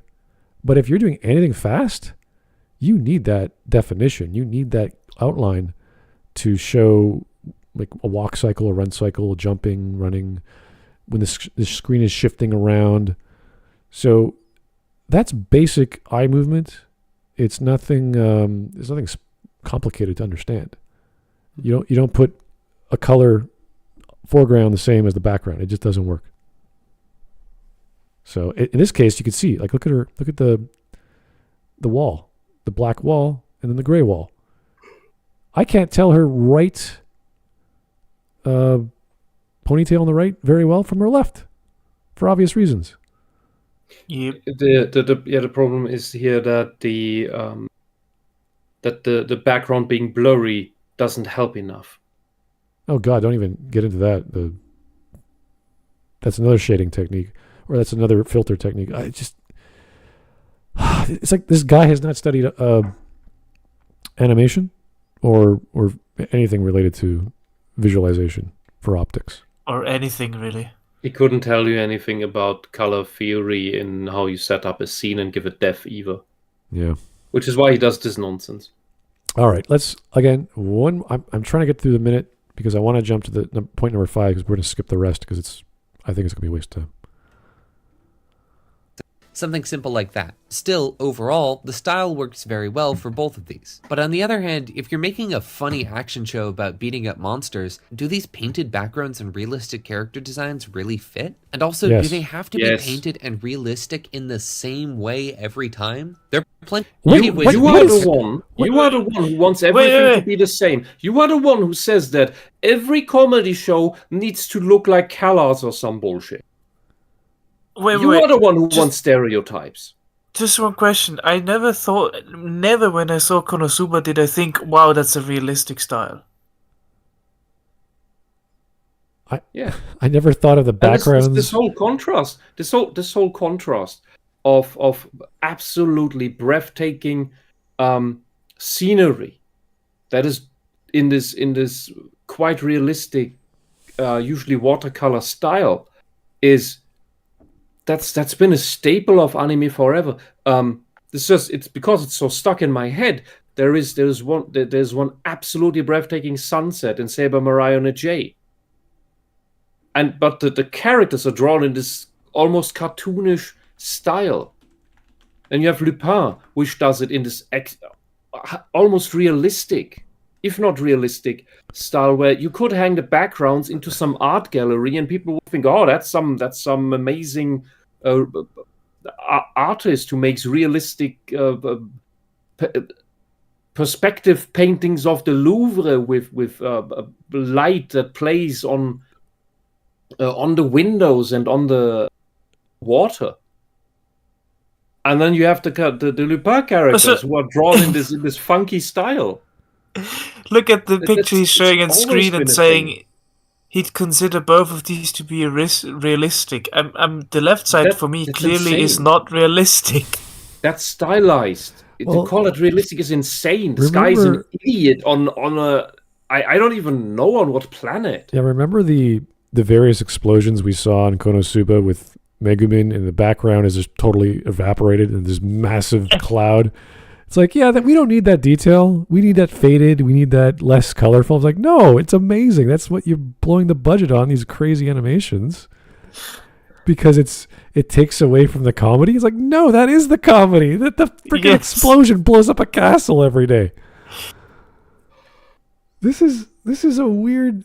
I don't want beautiful backgrounds. Like, well, screw you. Like, good for you, sir. Like, you don't want this delicious donut. I don't need it in my lunch. Then don't eat it. Stop complaining about it. Like, what the hell? You're getting a Lamborghini. I don't need a Lamborghini. Then don't drive Tyler it. Preston puts it well. He says, what this guy did to Frieren is like adding chocolate sauce to a perfectly cooked rare steak. I'm not saying it's a bad thing. No. It could be good. I don't know. I'm just saying. It can't be right. I'm stuck on him calling Konosuba realistic, or having a realistic art style. I'm just still stuck on that. Colorful, bright backgrounds. Why do that? I would. At first, I would believe, he's only referring to the background. But then he shows us this picture Yeah. and says they're both realistic. It's insane. You know what this is? I think he's going back to that silly animation with the thing in 2007 with the Canadian Flash thing you liked. Oh, look at the distinctive style, blah, blah, blah. It's like, yeah, it works for that when everything's flat and 2D and made in Flash. And comparing that to 2015 or whatever this Konosuba was made in, a little different to compare. It's almost apples and oranges when you think about it. Just because it's animated doesn't mean it's the same level of criterion we use to evaluate things. That's a very bad idea. Just because it's animated. It has these wonderful high quality backgrounds because that also allows us to relate more to the world, to get better immersed. Egypt Kami has a mix of stylized backgrounds, but also of these beautiful, realistic ones. It's a mesh of both, and it's great. And it's not this soulless, flat nonsense. That show he showed us, it looks like all the money went into that 3D animated intro. Alrighty, we are at 8.5, 30 more seconds, then we'll jump to the end before we hurt ourselves. Yeah. People and have backgrounds that look good and still having it all be unique. Just take a look at the American show Archer, which is a parody of James Bond-style spy thrillers. It looks kind of like an old action serial and draws all of its characters with super thick line work, which gives them very distinct outlines. And it has horrible frame rates. What would be the argument for this? Let's take out the line art. Let's take out the all the black lines. What would that do, sir? This is I don't know what it's called in English. Scherenschnitt, Schattenspiel. These characters, they're all animated like these puppets, shadow dolls that you have in Shadow Theater. Yeah, it's wonky. It feels very flat. It's very similar to the Flash style, where they take one picture and they try and keyframe. What's the term? It's a special technique where you have these two vectors and you blend one into the other. I have it at the tip of my tongue. Anyway, yeah, everything looks flat. I can't tell you. Yeah, and that's why you have but here it's fine to have these super realistic, high quality backgrounds. Because look at the water. It's okay here. Stand out. It still makes them look like real people. Same thing with Arcane. It's a 3D animated show. Does it make them look like real people? Are you crazy? How do you compare these? They're high quality, that they are close to real, but they're not looking real. They're over the top. I never looked at Arcane and said they look like real people. I mean, they have very distinct character looks. So there are caricature characters in Arcane. What the hell is he talking about? Let's all get a bunch of Shinsha, roll them up into little baseball balls, and throw them at his head. My God. Yeah, I don't think Archer looks realistic. That's a bit of a stretch. In a style that's sort of anime-esque, but still has its own look, especially with the way it handles lighting. It's absolutely stunning and perfectly unique. anime-esque? What the hell? I mean, yeah, it is unique, but so are most anime. Because what? Because Jinx has big eyes, or what? It does any other animated show I've seen, and Into the Spider-Verse works the same way. It's kind of similar to Arcane, but also takes a ton of influence from superhero comics, with dot and cross sections, text boxes, and a bunch of other stuff to make it different. But you look at anime, and not only do the text boxes are irrelevant to your argument, you bloody dunce. All right, it takes stuff from superhero comics because Spider-Man is a superhero comic. You fucking. That's what I was laughing about. Just like, oh my. What is this word salad? Did you listen to yourself? Did you write this out before? Let's get to the last point. I don't think we're going to survive this. I'm going to lose what's left of my brain. Oh, he's going to. All right, we're going to go to point number 5, which is women in anime. I think. I hope. Let's find out. If we're all at the start, then we would have to sit through 40 episodes of pointless nonsense before getting to the actually cool, fun plot. And this is the predicament I think a lot of anime are stuck in. The manga they're based on kept making money, so the writer extended it to be longer and longer. What? Wait. He was saying this stuff about Full Metal Alchemist. There is nothing boring in Full Metal Alchemist. You what the hell? Yeah, it's a subjective take on the plot. Let's not get into that. It's too silly. What an idiot. And eventually the pacing fell apart. I've gone on this for long enough already. So many anime are just too long for me to watch, man. And in an effort... You admit that you are an absolute child with no attention span, who doesn't understand delayed gratification. You just want the cool battle scene right away. You're an idiot. I don't think Full Metal Alchemist... You haven't even made it to teenager. You are a toddler. I don't think even the original Full Metal Alchemist was boring. There was plenty of action and adventure. So no, I don't think the plot was like, oh, it's dragging on too long. Brotherhood had no fillers. One Piece is long as fuck. A shit ton of episodes, but it has ups and downs. It's not like, oh, now it's boring. Oh, no, it's because there's always something exciting happening. If you wanted to bring up the straw man, then you should have used Naruto, which is 200 filler episodes. Yeah, that's a good example. In a 26 episode anime. Yeah, but these are all shonen. These are all young adult or manga to anime style popular crap, which I don't know, if you don't like it, don't watch. Like, he would never last watching or reading Monster. He'd be like, what?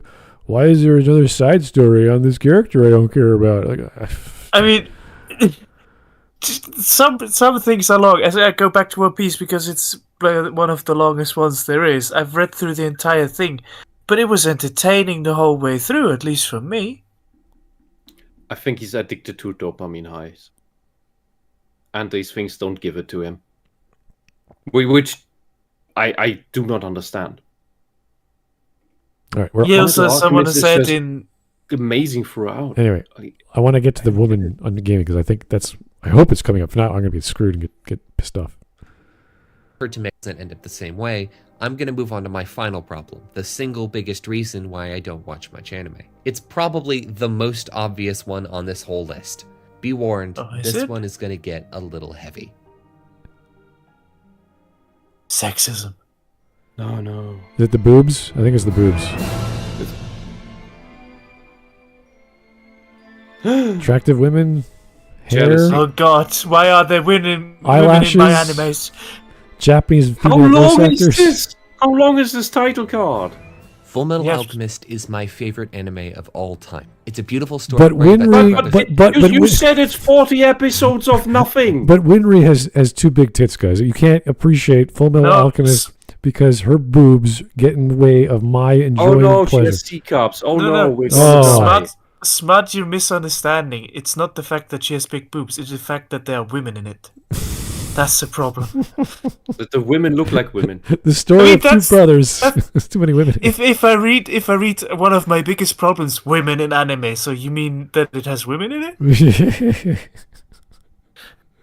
There's like two girls. No, there's three. The fourth one's a homunculus, and there might be the mother could be okay. You see her for a bit. That's about it. There's 5 women in the story. Oh Which no, is quite a lot. Oh, there's not enough women in the thing. Oh, the women in the thing are not the way they should be. yeah, they're blonde. They're good European girls who want to. They're good looking. They give me. They make me feel inferior, and ugly. They remind me that I'm not as pretty. So they need to be. They need to look like me, so that I can feel better about myself. One's a mechanic. One's a secretary. One's the embodiment of lust. One's a mommy. It's just. I just have this image of him just starting to watch an anime, then comes an attractive woman, and he could just glance like, they keep getting away with it. How dare they? Oh God! All right, let's keep going until we drive ourselves nuts even more. Trying to get their break after a tragic accident that gradually expands into one of the most heartfelt stories I've ever seen. It's funny and it's tragic. It's heartwarming and it's sad. It's about love, loss, family, war, pain, life, death, genocide, forgiveness, regret, redemption, morality, immortality, futility, and humanity itself. It tells you to stare into the abyss, and the abyss stares back, but the show says it'll be okay, because if we work hard enough, we can find meaning despite our mortality, and we can help to mend the problems we had a hand in creating. And you know, and that's why women are bad? Oh, God. The best part of it is, it never makes you feel like a pedophile when you're watching what? it. The single biggest reason why I don't watch. Where are you going with this? Of all the things. It never makes you... What makes you feel like... I want to know, sir, when do you walk out of your house, you go, I feel like a pedophile today? When does that happen? Tell me. Nobody fears or worries about it unless... we have things going on. When I watch Astro Boy, I don't go, you know what? That feels good, like real good. Like no, that never happens to me. I don't know what. If you feel guilt, there are not even relevant characters for that in this show. Maybe that's his point. If this is a problem for you, that you think that you fear that you're pedophile, if you watch certain anime, then maybe you are one. I don't like watching this anime because it makes me feel like a pedophile. I need some anime pedophile shows, guys. I gotta know what the hell he's talking about. I am really getting weirded out with what the fuck? Full Metal Alchemist being pedophilic. Okay, all right. Seriously, normal people don't worry about that when they watch anime. I have to be honest, I expected the sexist angle, I didn't expect the pedophile angle. Wow. Get a therapist, when you say women in anime, you think feminine. You don't think pedophilia. Yes. I didn't go that way. I don't know why. I just didn't think that way. Her tits are so big, it makes her look like a child. These are not even the final 2 minutes of insanity. This is like the instinct has kicked 40. in. What insanity have we skipped? Oh God. Oh, okay. Oh my God. Anime is how many of them are insanely creepy and disrespectful toward their female characters. Anime has a problem writing women. No, it doesn't. No, you have a problem being brainwashed by crazy socialist feminists. I make you hate women. I don't even want to leave a message on this. They make you hate female characters. Usually, they make you hate realism. They make you hate objective reality. They make you hate men too. They make you hate everything and feel guilty about everything and make you feel guilty for existing, for being born the way you are. That's the ideology you're trapped in. That's why you feel miserable. And at some point, it really just boils down to how dare they write women. I want to know. Where's the connection? Give me an anime that does it for you, sir. Where does your penis get hard when you watch an anime and you start thinking about kids? This is a big problem. Show me on the doll with the anime attached to you. Get a therapist. Seriously, you're gonna need one. This is creeping me out. Yeah, better yes. You get a therapist, and not the potential children in the future that will be harassed by you. Okay, all right. This went from 0 to 11 I'm glad we skipped the middle crap because who knows what. I think we're at 13. 55, 51. All right. No. There's a half hour of this. Him just rambling on about women. Yeah, but this is the meat that you wanted to get to. I know. Okay. let's get into it. First things first, fan service. Fan service, at least in anime, is a neat little euphemism for sexualizing the characters, almost always the women. See, the thing about anime is that most of it is... So you haven't seen much. It also tells me that you don't understand what scenes depict men as sexy for the female audience, which tells me that you have no homosexuality in you in the first place. You can't tell that, which tells a lot about your other disposition.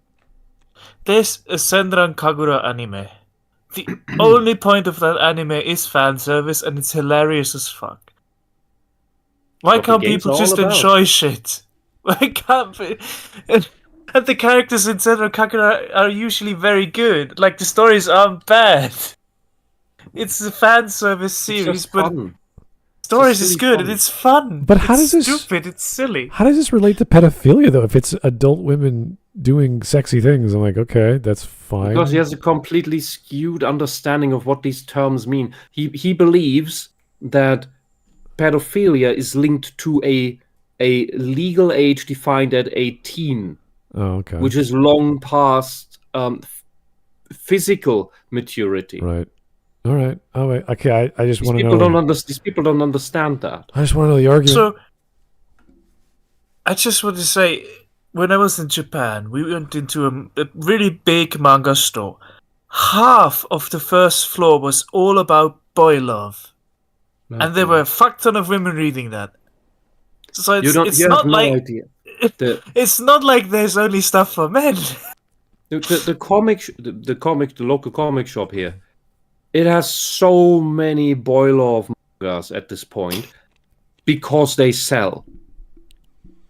Not because it's pushed, not for an agenda. Like there's some ideological stuff in the shop, but that's because it sells. There's an audience for it because there are two bloody universities here and they're both captured. So of course you have an audience for it. And you want to pay your bills, so you have the stuff stocked up. The thing is, the thing with the boy love mangas specifically is that there's an odd thing if you look at the sales and what is in stock, and that is something that we noticed is that the boy love stuff for under 16 is all these thin elvish guys. And above 16, it's all the strong men. So you have this. There seems to be this developmental thing where once the main audience is girls, once the girls hit a certain age, their taste changes from the androgynous elvish men or guys to the actual adult manly guys. It's really interesting. Another part of my point is which demographic made 50 Shades of Grey a success. It definitely wasn't the men. Yeah. So there is fan service in manga and anime, but it's just fan service. That's just women. And seeing it doesn't suddenly make you pedophile. At least I hope so. Barnes and Noble now has a shelf specifically with monster struggle snuggle for women books.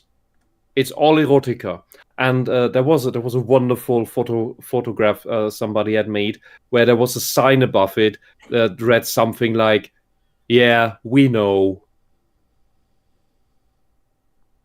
Because it's not just it's not just men finding women sexy; it's women finding men sexy too. Because guess what? We are a sexually dimorphic species that is based on attraction. The two sexes are attracted to each other for their physiological features. I mean, just look. It's not just one way. It's not just one way. It goes both ways. Just look at the romance mangas aimed at women. The dudes are always fucking topless and muscular and everything, and the ladies just are plain. And look at in the MCU. The women are all covered up, and the men, they still have to go. And even sometimes complain, I don't want to do that scene shirtless. What the hell? Yeah, Chris Why? Hemsworth was one who complained. He wanted to refuse to do a shirtless scene, but the director basically said, "No, you're gonna do it because it puts butts in seats." And it's not the gay butts. Well, I'm still waiting for this connection, and he's just complaining about a certain genre, which is like, don't watch the genre, dude. Just it's that simple. Most of that is aimed at teenage boys, so adding in some light sexual content might help the manga sell copies and the anime get viewers. Basically, if one of the 14-year-old boys watching gets a cartoon crush, they might buy more manga volumes and maybe a few figurines. Now, I should start by saying that sexual content... A 14-year-old boy cannot buy the figurines. That's too expensive. That's a silly argument. That's also nobody fucking watched Death Note for her. For Misa, yeah. Everyone hated Misa. What are you talking about? She was a dumb girl, fangirl, who was so stupid she traded her life twice just because she wanted to be with the guy she liked. It was so stupid. And she was a minor character, had nothing to do with much. Now, if you brought up Rem from Re:Zero, you might have. But your choices of what you show on screen are so bad that it just reflects on how little you understand about humans in the first place. I mean, the thing is, I find it so hilarious. Most of these people never go for the obvious examples, for like Senran Kagura, which is made for fan service. Yeah, that's because people like this. That's because tourists like this don't even know what Senran Kagura. They never use the obvious examples. Is not necessarily a bad thing. If all the characters are consenting adults, then it can be fine. If Chainsaw Man wants to be a bit more sexual, then whatever. It's rated R and all the characters are over 18. Okay, so because the rating, like that's the dumbest shit. Oh, it has a little bit of sex. It would immediately be rated R. Therefore, it's okay. The content. Does that keep any teenager from watching it? Yeah, but this is it's because it's for adults. It's okay. It's like, no shit. It's for adults. What do you think they snuck in sex for PG-13 show? What is this? Well placed to either be an important thematic part of the story, if your story is about adult relationships, it makes sense that they would have sex at some point, or it should not be obstructing the drama of the plot. It tends to help. Oh, you think teenagers don't have relationships that go across a certain border? What the hell is wrong with you? Oh, right, you never had a relationship in your teen years, you poor little sod. And now you think that's how the world should be. Nobody should have sex before you did. Is that it? Also,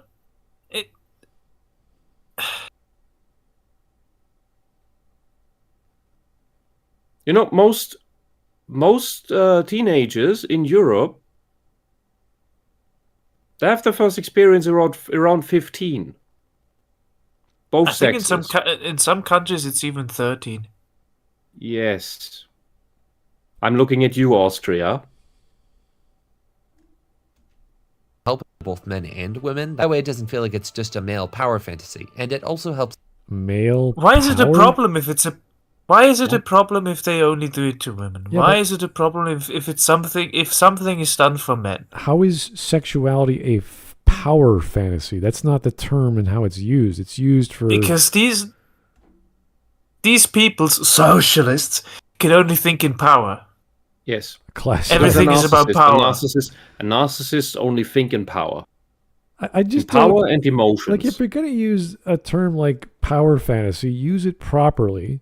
Understand. I mean, you can say that the female rape fantasy, which is the dominating sexual fantasy of women, the most common sexual fantasy. Yeah, is a power fantasy, but it is a power fantasy against a woman, by in terms of physical power, but in terms of sexual emotional power, it is a female power fantasy because it requires the woman to be alluring enough in order to beguile a man to want to rape her. So you have a dynamic here between the. But hey, that's too complicated for this person. That's one thing I always say. It's like there's a very different thing between reality and fantasy. Reality and stuff that is not real. And you can see it in the case of the sexual fantasy of women. They don't really want to be raped, but it's an attractive fantasy, as Whisp explained. There's power dynamics going on that is really attractive to the female mind. Yeah, because women are attracted to confidence and raw strength, because those are the traits that for hundreds of thousands of years have ensured that the woman is protected and cared for, as are the children. That is why that is the inherent sexual fantasy. Why that is, you could say that is genetically pre-programmed, pre-wired. It's an extreme that describes the relevant traits. All right. Still waiting on this PDF. If it's entertaining in some other way, usually that it's funny. Also, characters being naked is not necessarily fan service. It's only fan service if the audience is supposed to find it hot. And finally, it should be... What? What? If the audience finds it attractive or not, that's subjective.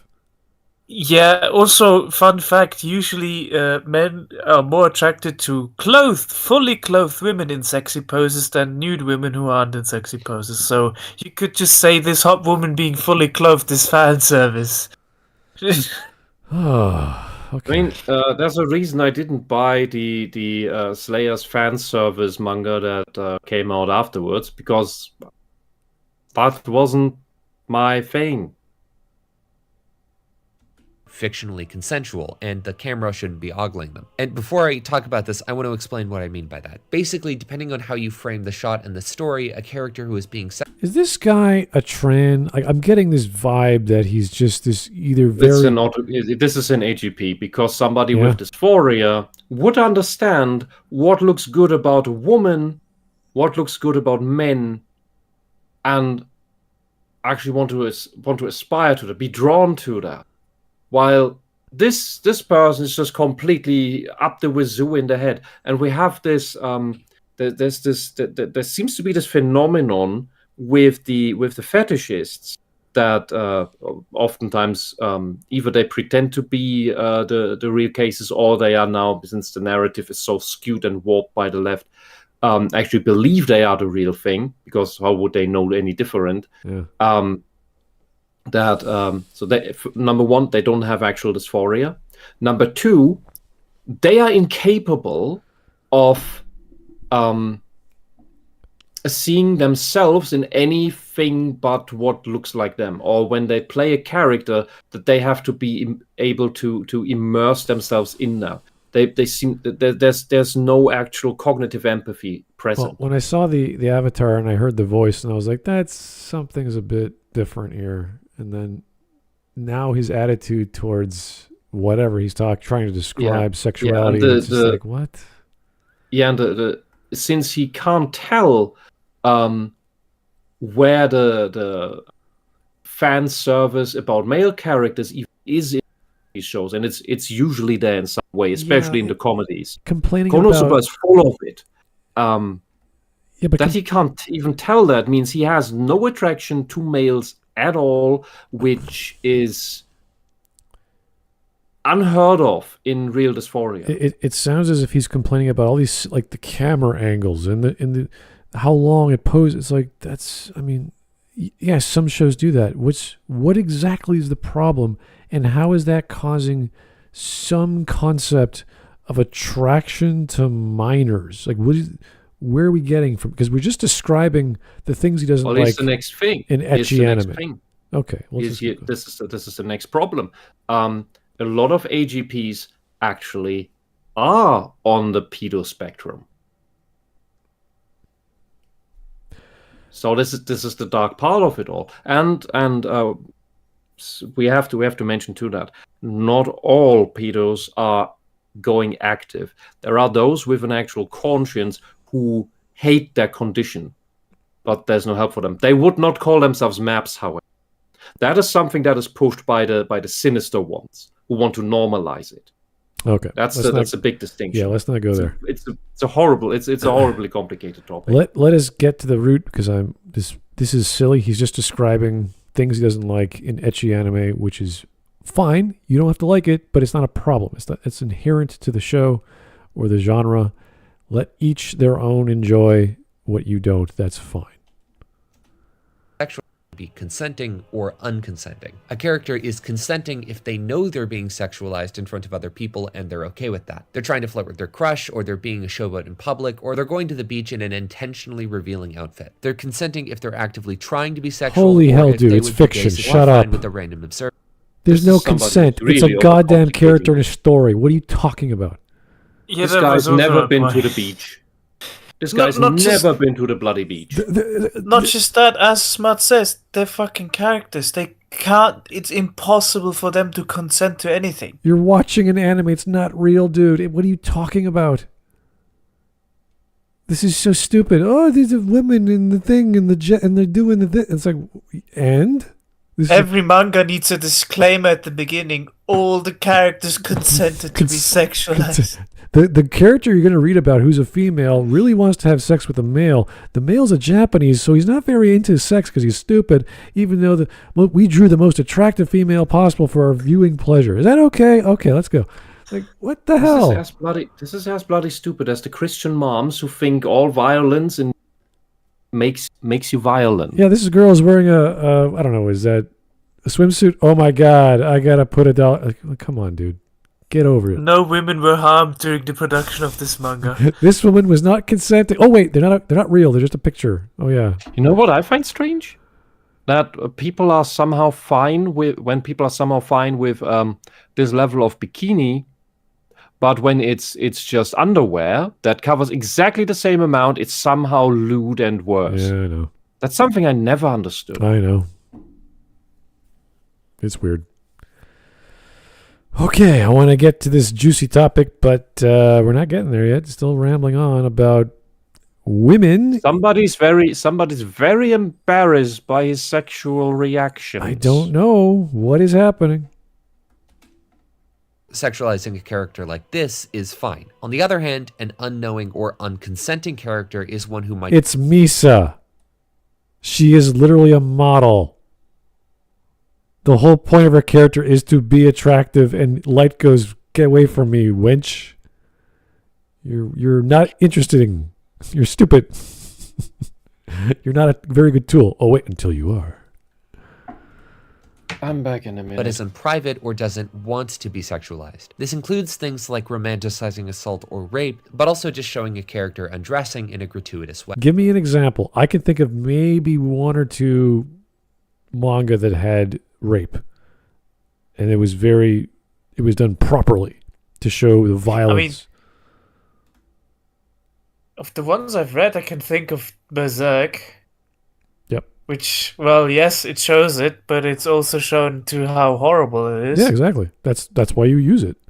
The other one I was going to say was called Wolf Guy or Wolfman. I think it was called Wolf Guy, and one of the females is attracted to the main character, and she gets gang raped. And the whole point is to survive that, she gives in to the pleasure of it, which is like, holy shit, that's crazy, while he's rushing over to save her. So that's near the end of the story. So it was this horrific, like the whole manga is visceral. It's very violent and over the top. So you expect that because these are gangsters. They don't fuck around. They're going to kill you and rape your friends and blah, blah, blah. That's the point. To take that out would be like, this is, you'd be lying to the audience if you didn't have violence and sex. So, good. That's why it's there. To show how bad it is. It's like showing killing is good. No, killing is not good unless it's for comedic value. The audience takes on the role of a peeping Tom, ogling the character even if she wouldn't want them to. I think a surprisingly good example of how to do this right is Mirio Togata from My Hero Academia. In a world full of superheroes, his power is that he can phase through objects. Unfortunately, this also includes his clothes. This means that every time he uses his powers, he has to get naked. So why does this work? First of all, he's an adult. He's 18, that's the age of consent in both North America and Japan. Second of all, he's always consenting. He has control. What the hell are you talking about? This is like the Invisible Man syndrome. In order to be invisible, you have to take your clothes off. It's okay when he's nude because he wants to do it. It's like, What? I mean, I don't think he wants to be nude. He just wants to use his powers, Which involve him stripping. Yeah, he has to take his clothes off, or the clothes fall off. Because, which he still might hate the fact that he has to be nude. Yeah, and they make a joke about it because, oh my God, your clothes are coming off. Ah. So I don't get what this is. Totally different than the context of what we're trying to get at. And again, we're still not talking about pedophilia. So where are we going with this? Plus, this isn't about women. It's a guy. So Yeah, but with guys, it's fine. Yeah, but this is the section called Women in Anime, and you're talking about a guy who takes his clothes off. And I'm like, what is this? What happened? Did you lose your focus? Start talking about a completely different topic? I see I missed something relevant. Yeah, the guy in Hero Academia can go incorporeal loses his clothing. Yeah. And you're like... And that's fine, because he's adult and consents to doing it. He wants... Yeah, the stripper who in other animes... It's his power. That's their power, but they can't... Yeah, but the thing is, that was my point. Even if his powers forces him to be nude, he might not like the fact that he has to be nude. He might not consent to being nude, but he has to use his powers, so he's just inevitably going to be nude. He's just dealing with it. Yeah. I guess strippers are okay because they're consenting to stripping and taking their clothes off. And I don't know. This is such a... I mean, the strange technically thing is this whole generation that is the product of the sexual revolution that was all about sexual freedom is the most prude. Yeah, is that okay? That's a makeup. Where he's wearing lipstick, right? And that stupid little avatar, right? No, that's an open mouth. That's an open mouth. Okay. So, one thing I also would say is, technically speaking, a female character in a manga or anime changing clothes in a changing room, she did consent to change clothes because she wants to try on the new clothes, but she technically didn't consent to us as viewers watching her change. So you get into levels like this to talk about this shit. The third person omniscient viewer makes you a pedophile. Like, what are you talking about?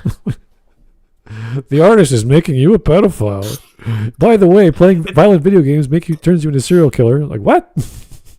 It didn't have a disclaimer that the character consented to me watching her change. Playing D&D turns into a Satanist. Oh no! Listening to this guy backwards has some violent, shocking, evil lyrics. Don't listen to your vinyl on backwards, kids. Holy hell. Oh yes, as one of the chatters says, you didn't ask for it, you didn't choose it, but there it is. You're nuts. Oh God. And the only times he ever gets naked are when he chooses to use them. And he's basically fine with it too. He's a pretty cheerful guy and doesn't seem to care. So wait, because the guy who gets naked, the guy who's a stripper, the guy who streaks in public, it's okay when you streak in public if you want to do it. That's the argument? That's the logic? Really? So it's not sexual harassment by accident? You don't think the rest of the classmates are kind of like grossed out? Like, dude, can you please put some freaking pants on and stop using your powers every 2 seconds? Don't you think that... They didn't have to show it to us so gratuitously. Maybe that's his secret fantasy to do. Oh, if I consent to stripping naked in public, then it's okay if I do. Yeah. Okay. I guess it's good they didn't write Kitty Pryde like that in the 80s or the 70s. Oh, jeez. Well, they are doing it at the rainbow parades. Much besides how it affects other people. Other than recognizability and paying tribute to another hero he liked, it honestly seems like he only wants a suit for public decency reasons. It also makes the fan service a bit more equal opportunity, you know? The straight girls and gay guys get something too, which helps balance out the series. That's not the only thing. That's not even the argument. And you left out the most important thing. Lesbians like to look at the pretty girls. Like, my ex loved to look at pretty women. Yeah. And she was straight. Women generally like the pretty women. Everyone likes... Whether they're lesbians or not. Everyone likes attractive people, period. Whether it's sexual or not. It's kind of goes with good health and respect and, oh, wow, this person works out. Look at that. Yeah, people don't really aim for Lysop as a standard of beauty. I know women who, when they watch porn, they watch the same porn as men do because they want to see the women in it because they identify with them. That's the strange thing about lesbian porn. The main audience is women. All right, here's Frog Juper. Thank you, sir, for the 5 there.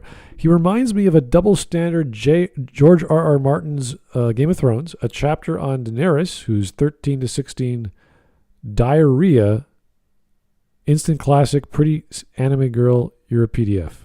Really? Because Daenerys was teenager, therefore... No, Martin had a chapter where he describes Daenerys' diarrhea. Oh, literally diarrhea? Diarrhea. Okay. Is that where she eats the raw animal hearts or whatever? I don't know. I was done with the first book where Martin has a self-insert chapter where he's the one of the fat guy with the little penis, and he describes his little penis for the entire chapter. And that's peak literature.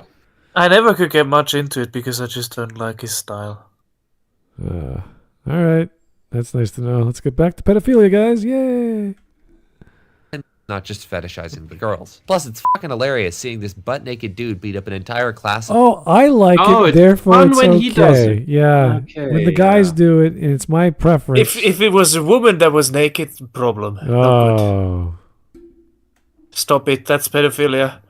People and having them really respect him but not be able to look in his general direction. This is good. It's funny and not harmful at all. Plus, he's actually an important character who does important stuff outside of that. I forgot to mention that. But the thing is, most of the fan service in MHA is not like this. See, Mirio gets a super suit made of his own hair that can therefore phase through objects with him. But you know who doesn't get that same privilege?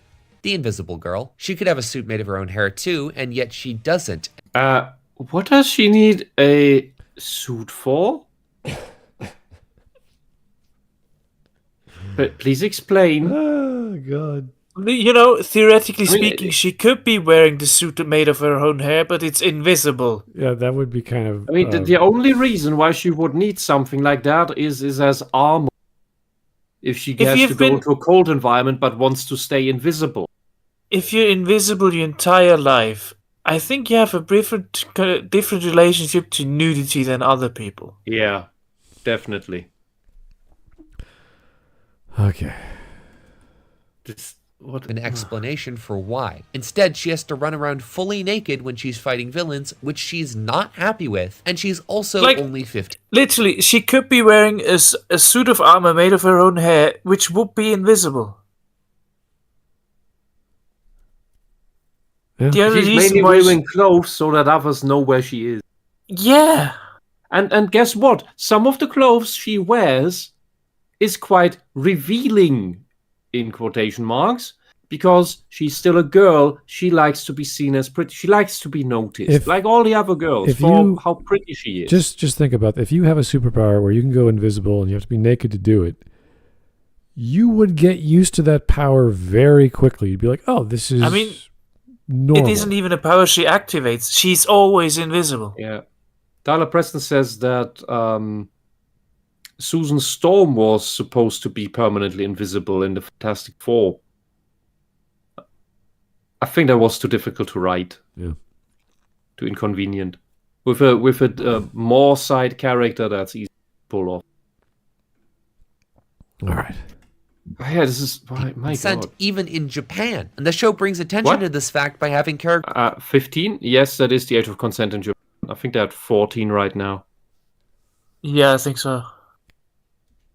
Accidentally grope her multiple times. Why is it still this way? Because the writer Kohei Horikoshi is a pervert. It's a well-known...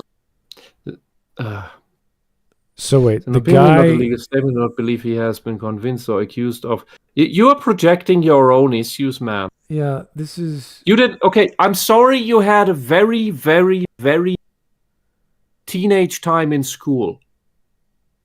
Also, there are some sad cases like that. Of course, the Invisible Girl gets accidentally groped if she's fighting. All women do. Do you think Bayonetta doesn't get groped? When we had, seriously, I've done martial arts in clubs with women. They were there. They knew, you're gonna be touched. And sometimes it's gonna happen that, you slip or something like that. You catch it the wrong way. You get them there. You do the grab the wrong way. It just happens. If you're offended like that, don't go to a mixed judo group, because those are the standard. That reminds me of. And there are, oh my god, and there are some very, very hungry, thirsty, I think is the word. Like, let's say 3s and 4s who go into judo groups because they want to get touched, and it's not fun. They don't stay very long usually, but man, they exist, and it's horrible. I was reminded of the first route of Fate's Day Night, where Saber realizes her feelings for Shiro, and they're fighting as they normally do. They're sparring with kendo swords. And she goes, well, we gotta stop doing it. It's like, why? Well, our bodies could touch. It's like, well, yeah, we're fighting. It's like, well, you know, we shouldn't do that anymore. It's like, why? Okay, Copper says it's 16 in Japan. Oh yeah. Though, even then, this is not the issue here. If you get into situations in that age, that's like that. You also get into the Romeo and Julia instance here, because this is meant for people who are older are not supposed to go under. Well, when 15 and 16-year-olds have things with each other, nobody looks at them. He's making a statement. At least nobody's sane. He's making a statement here saying the creator is now a pervert because he drew a invisible girl, and now he's saying, well, you know, he hasn't been convicted of anything yet, even though he should be. It's like, dude, you don't understand the writing. You don't understand the law. You don't understand comedy. You don't understand anything. The Invisible Girl isn't even fan service. It's comedy that she's invisible. Yeah. The point is that she is nude, but you can't see it. Isn't that funny? So she's basically constantly censored. And as I was saying, if you had this ability... the name of the character, the little guy with the purple sticky balls. Oh god, that's the author self-insert. I mean, and that's the pervert character, but he also constantly gets shat on for being a pervert. And that's Mineta, thank you.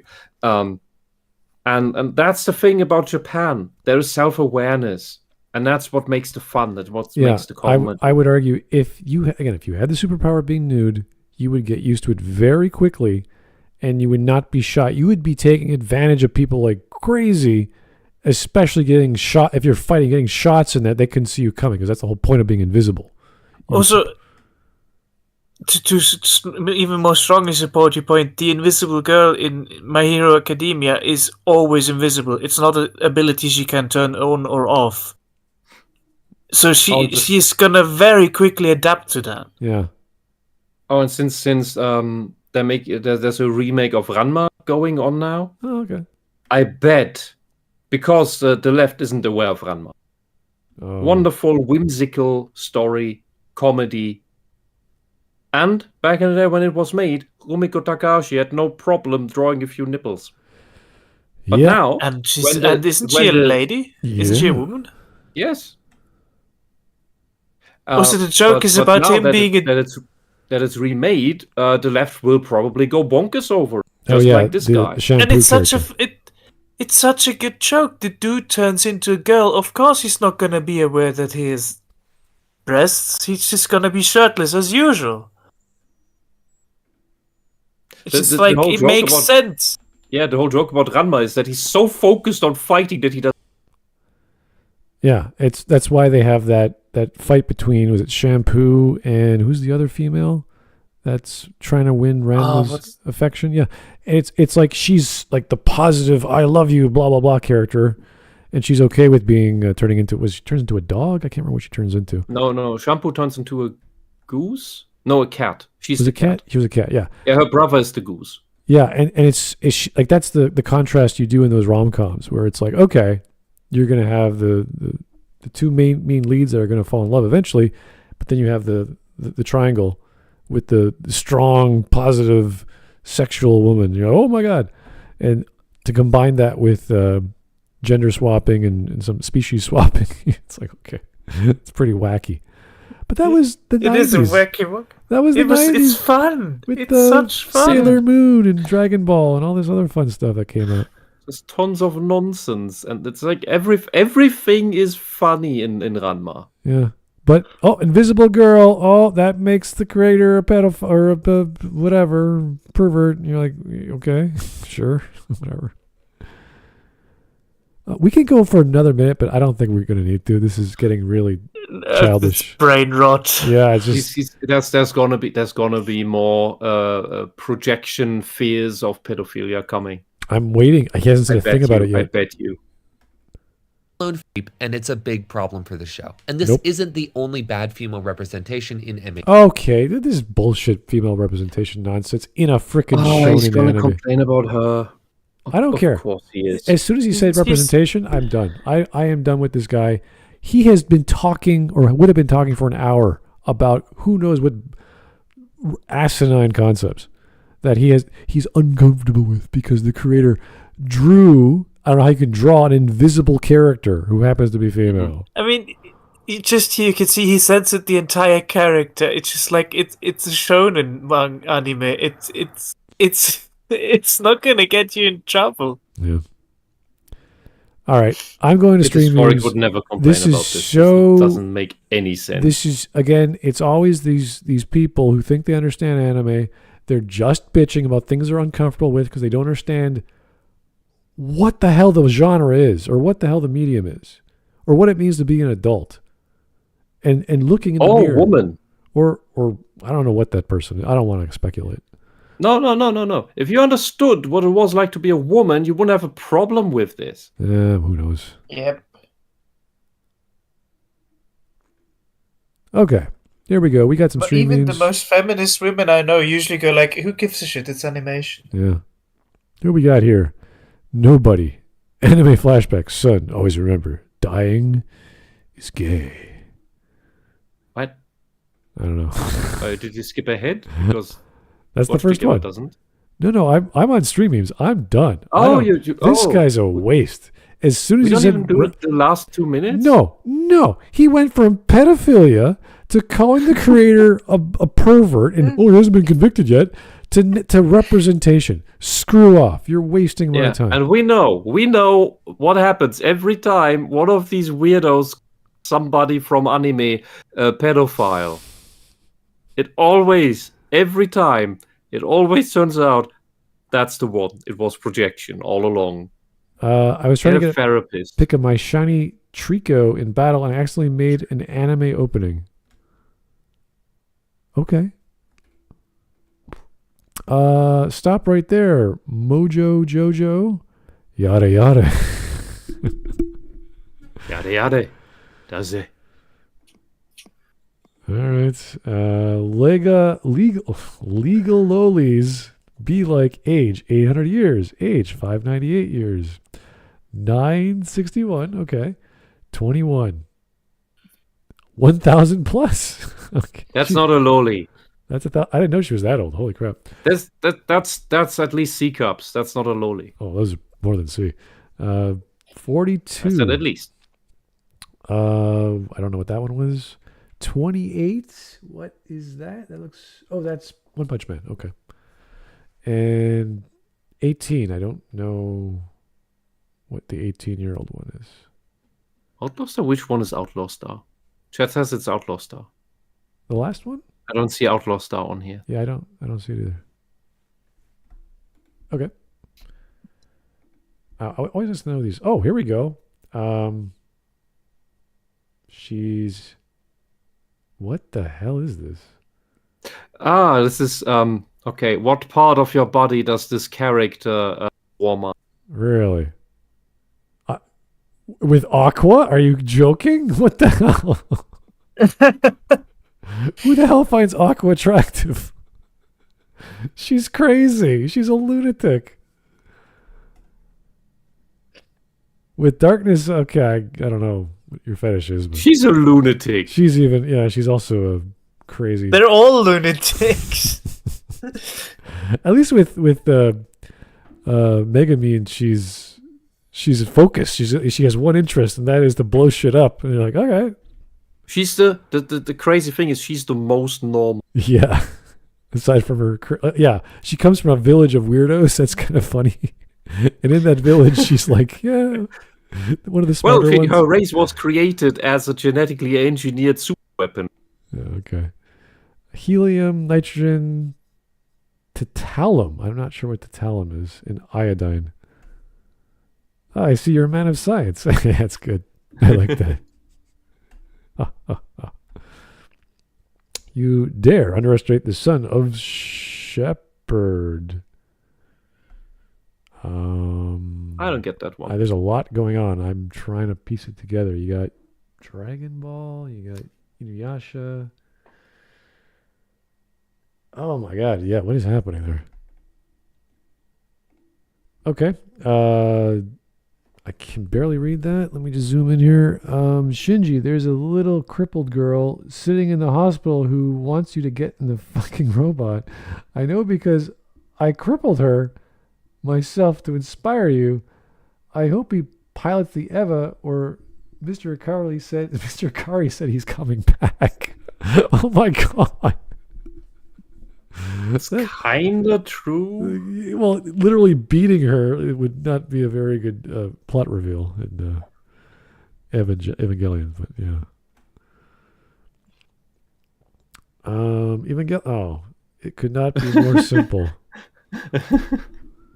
I must say, Gurren Lagann is the positive version of NGE. I go to Furikuri. That's probably. And I don't understand. Yes. Well, but Gurren Lagann at least has a story that you can follow. Furikuri doesn't. So I don't understand why he had to remake NG. For the still money. Failed. For the money. It has to be the money. Yeah.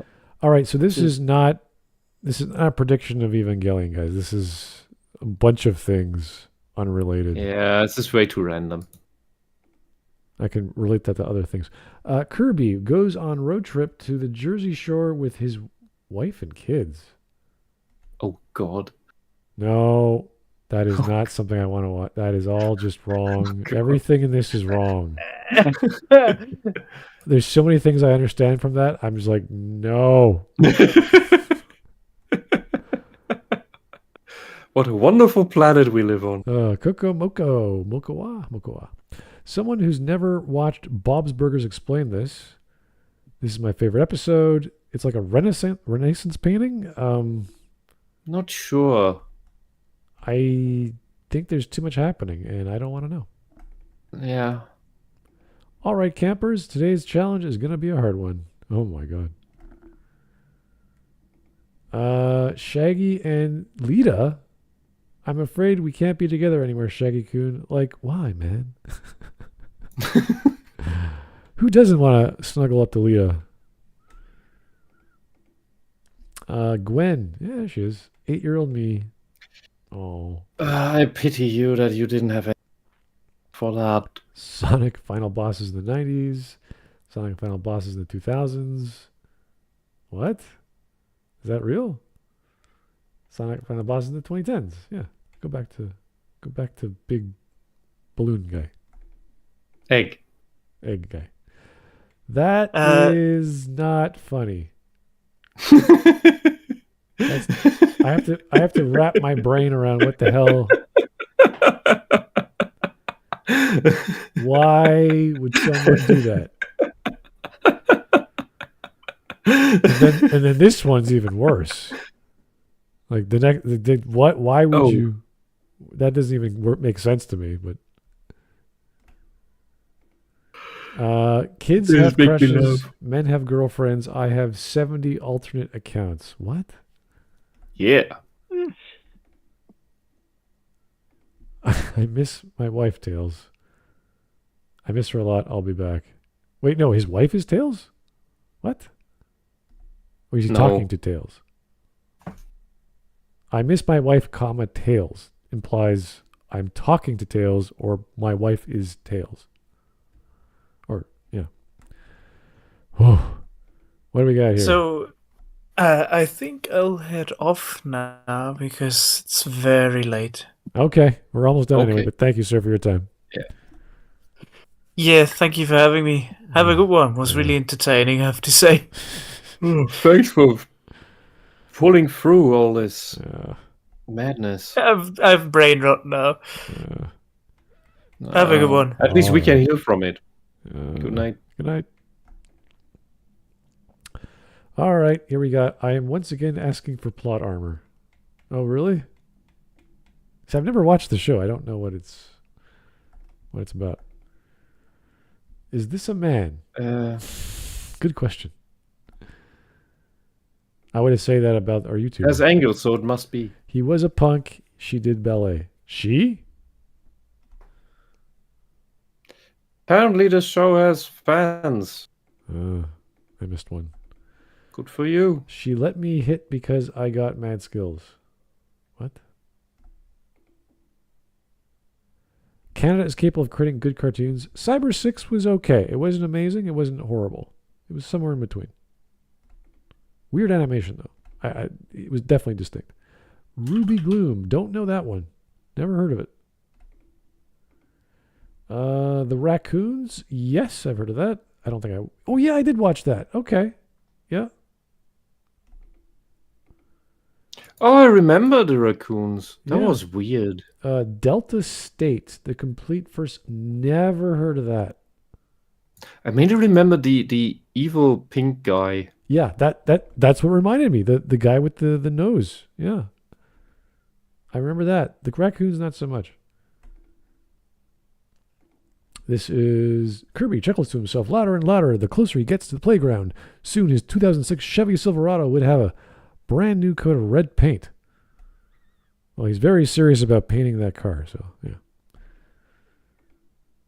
Gonna get all that insurance. All right, Beast Boy transforms frame by frame. Okay.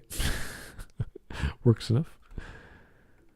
Nobody. Japanese Squidward. Yeah. I think that's more Chinese. Not so fast, Eggman. A hedgehog. Oh, wait. One sec. Zip. Sonic the Hedgehog.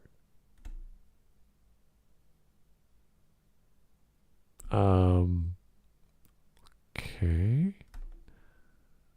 I don't get the shoe joke.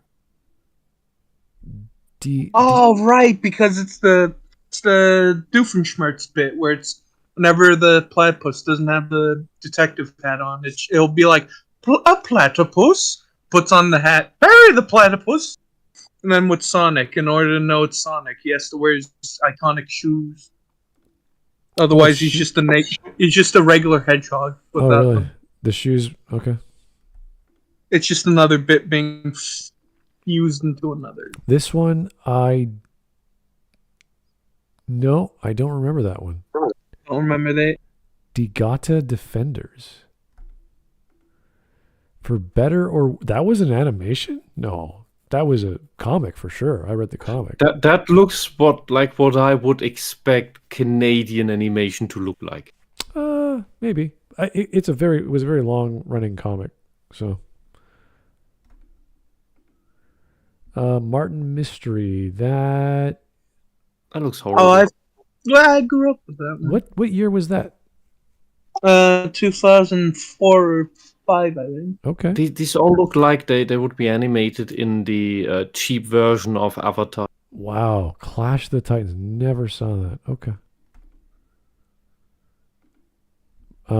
Martin was French Canada. All right. Why would a man whose shirt says genius at work spend all of his time watching a children's cartoon show? He likes it. 2D girls try to kiss me. Go away, my mouth is for strawberry milk and chocolate parfaits. Okay. Maybe if the girls tasted like that, he'd like that. Who knows?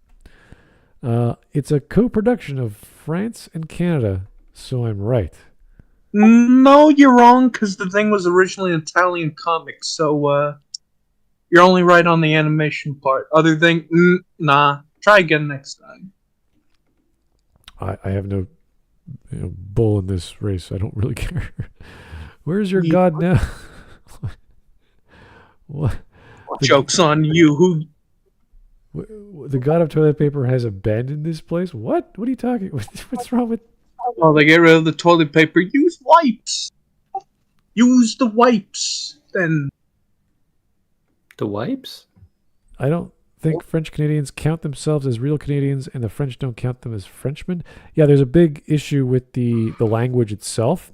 French Canadians use a flavor of French called, I think it's called Napoleonic French or Imperial French. It's very formal. Oh my god! It's an old style of like 100 years ago. That's how they spoke French. So it's more original French than France.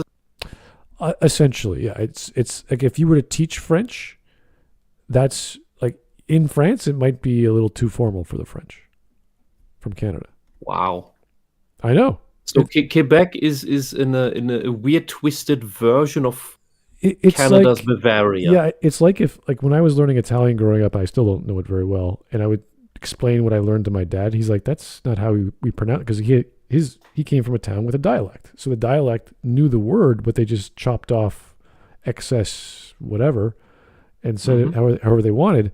So Italian's a bit more uniform. French is all over the place. And yeah, I don't know what from where it originated or where it offshoot, but I'm imagining the dialects in France are even crazier than they are in Italy. Okay, I took the children 40 minutes to locate Canada on the map. No, it took the children 40 minutes to locate Canada on the map. Marge, anyone can miss Canada. I'll take the way down here.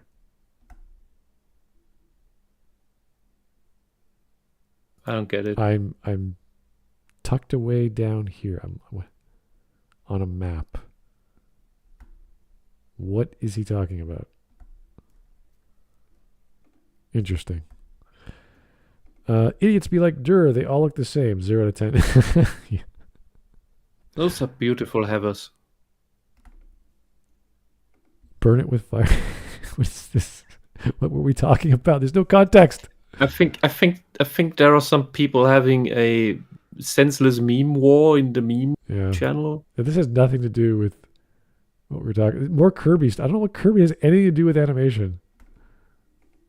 We've told you a couple times, please keep the stream memes related to the stream. Okay. Yeah, this is pretty much what the best meme to give to this YouTuber. Dipshit, watching Fullmetal Alchemist doesn't make you feel like a pedophile. Yeah. What a stupid thing. Watching Cowboy Bebop doesn't make me want to be a mobster. It's like, yeah, was it supposed to? The video essay's poorly disguised fetish. Hi, my name is I Will Lewd You. I'm not even sure who that is. On September 18th, let's all go to Wendy's and order the escargoon sandwich. The look on the worker's face will be... Dede Let's. Okay. What? But I don't like fan service. Then why do you watch this shonen anime? There's a good question. Barnes & Noble's added a monster fucker section. I'm crying. Oh yeah, that's the thing I mentioned. Really? Wow. And the sign says, okay, hear me out. Really? I find it funny though, every time I go to one of my manga sites for like I look at the news section, like what came out or was translated that day. Every 5th or 6th one that's new is either yaoi or a boys male romance story. So, and you just go, yeah, cool, whatever. No big deal. Me when he made PDF file statement, Wisp, get the flamethrower. I don't think it's that bad. I think he's just dumb.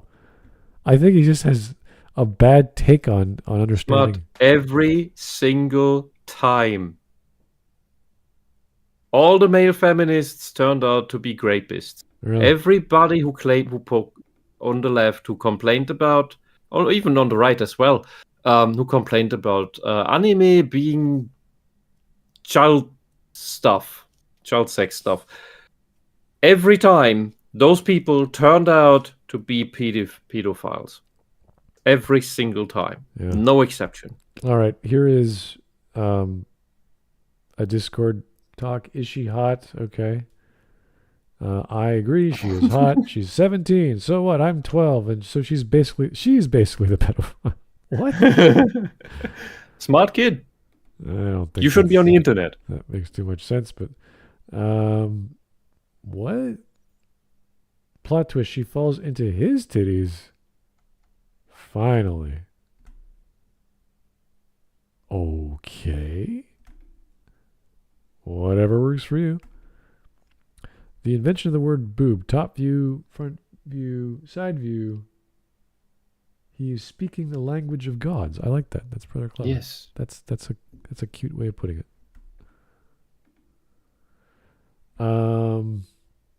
That's right. They're bobbies. Big deal. That's our purse. We don't know. Purse. That is horrible. That's terrifying but funny at the same time. Nightmare stuff. Yeah.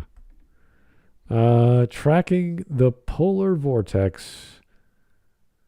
You saw them, didn't you? That's great. I love it. Classic. I have Darth Vader riding a Charizard. Your argument is invalid. What is this? How did we get here?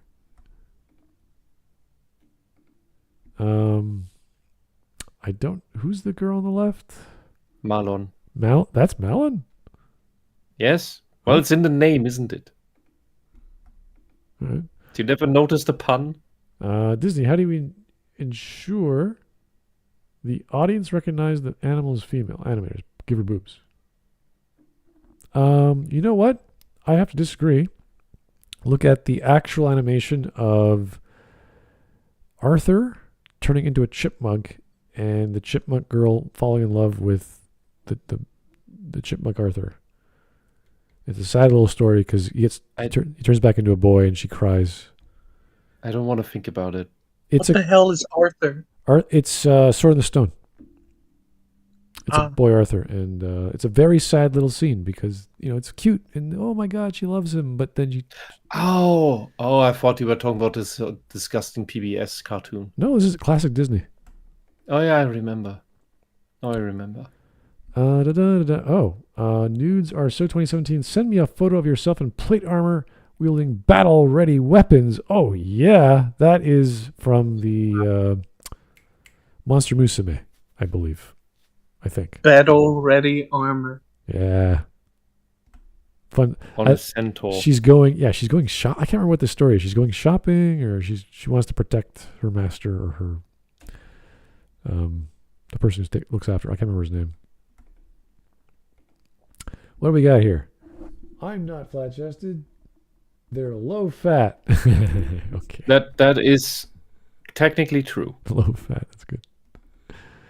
All the shape comes from the fatty tissue. Okay, if you're going to make an illusion of me, I want it to be big.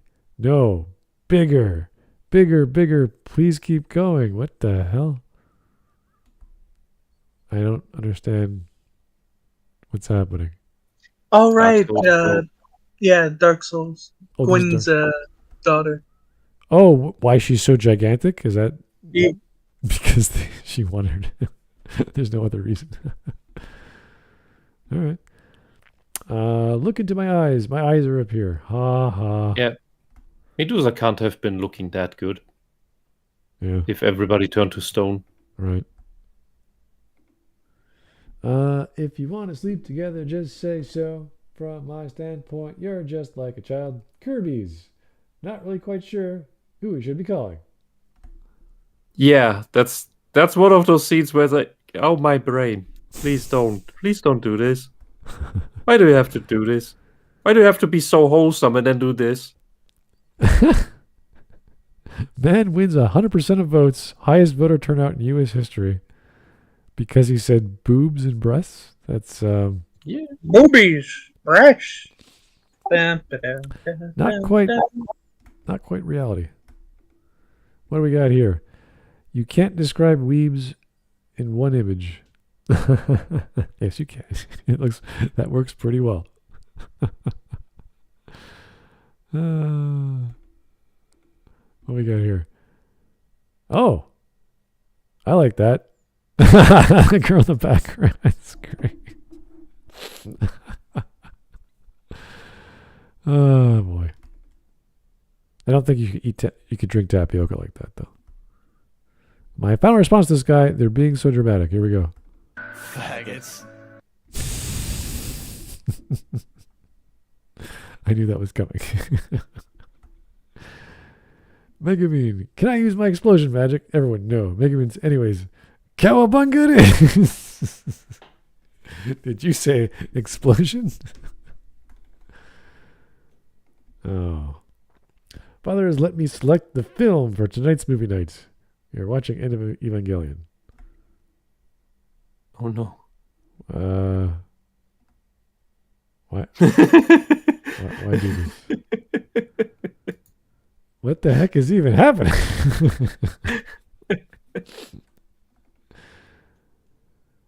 When this dude bitches about fan service of women. Yeah. I don't know. There's something more going on than just his fetish. I don't know what it is. Last two. Okay. Every single fan service discussion on the site boils down to people being like, my kink good based, your versus your kink bad cringe. Yeah. Pretty much. And in my case, I don't care. You like whatever you like. No one.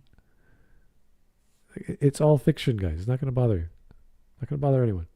It doesn't all need to appeal to you. Having both plot and fan service, Konosuba. Okay. That's the base level? Really? All right.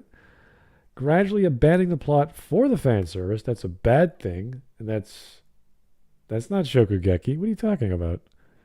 That's not... If you want to watch a cooking show that sort of does that, it's the one with about bread. It's the first one. The first cooking show went over the top where they turn into Dragon Ball Z characters and they transform and they eat the bread. I can't remember what it was called. But yeah, that's where it loses itself. Shokugeki goes into like the weird. There's a whole mob of evil cooks in a dark environment. You're like, what the fuck? No, this is stupid. Making the fan service your plot. That is Kill la Kill, I believe. Yep. I never watched it or passed the first episode. Being just fan service with no plot. What is that? I don't recognize that show. So couldn't tell you. I am watching Elfsan, the one where she likes fries, so she's always trying to lose weight, and she has all her other interspecies or fantasy friends come in. They have different weight problems, but they like different things. Like the orc likes drinking, and the dark elf has a big ass or whatever. They're all learning how to lose weight. It's a wholesome show with a lot of girls trying to lose weight. It's pretty funny. All right, we are done. Good stuff. And tired. Yeah, time to go. Time to get some tea. Well, for me at least. And that was a good video to throw on the fire, because holy hell. It's where it belongs. What a bad take. These people are bitching about nothing. It's a silly, and plus they had I said before, he has that video on socialism. I watched the first few minutes. I was like, ooh, that's bad. Yeah. Oh, that's okay. Now it clicks. Oh my god. Did you go to his channel and checked out the video section? No. Well, why would I do that? I'm just saying that's the one I watched. Look, I am not I go through a lot of shit, but I am not a masochist. Okay. I don't want to go through all of this shit. No, that's my job. But somebody got to send me in. You want to go watch his this was a long video, obviously not. The other one's shorter, but he talks about other socialists and communists, and it's like I can only actually watch this stuff if there's a friend with me who's holding my hand, because otherwise I'm gonna kill myself. All right. Anyway, guys, thanks for tuning in. That was almost 3 hours of us listening to this crap. Another subjectivist on anime who's got some problems with the ladies who aren't real. So, yeah, don't know. Thank you so much. Talk to you soon. Have a good night. Bye-bye.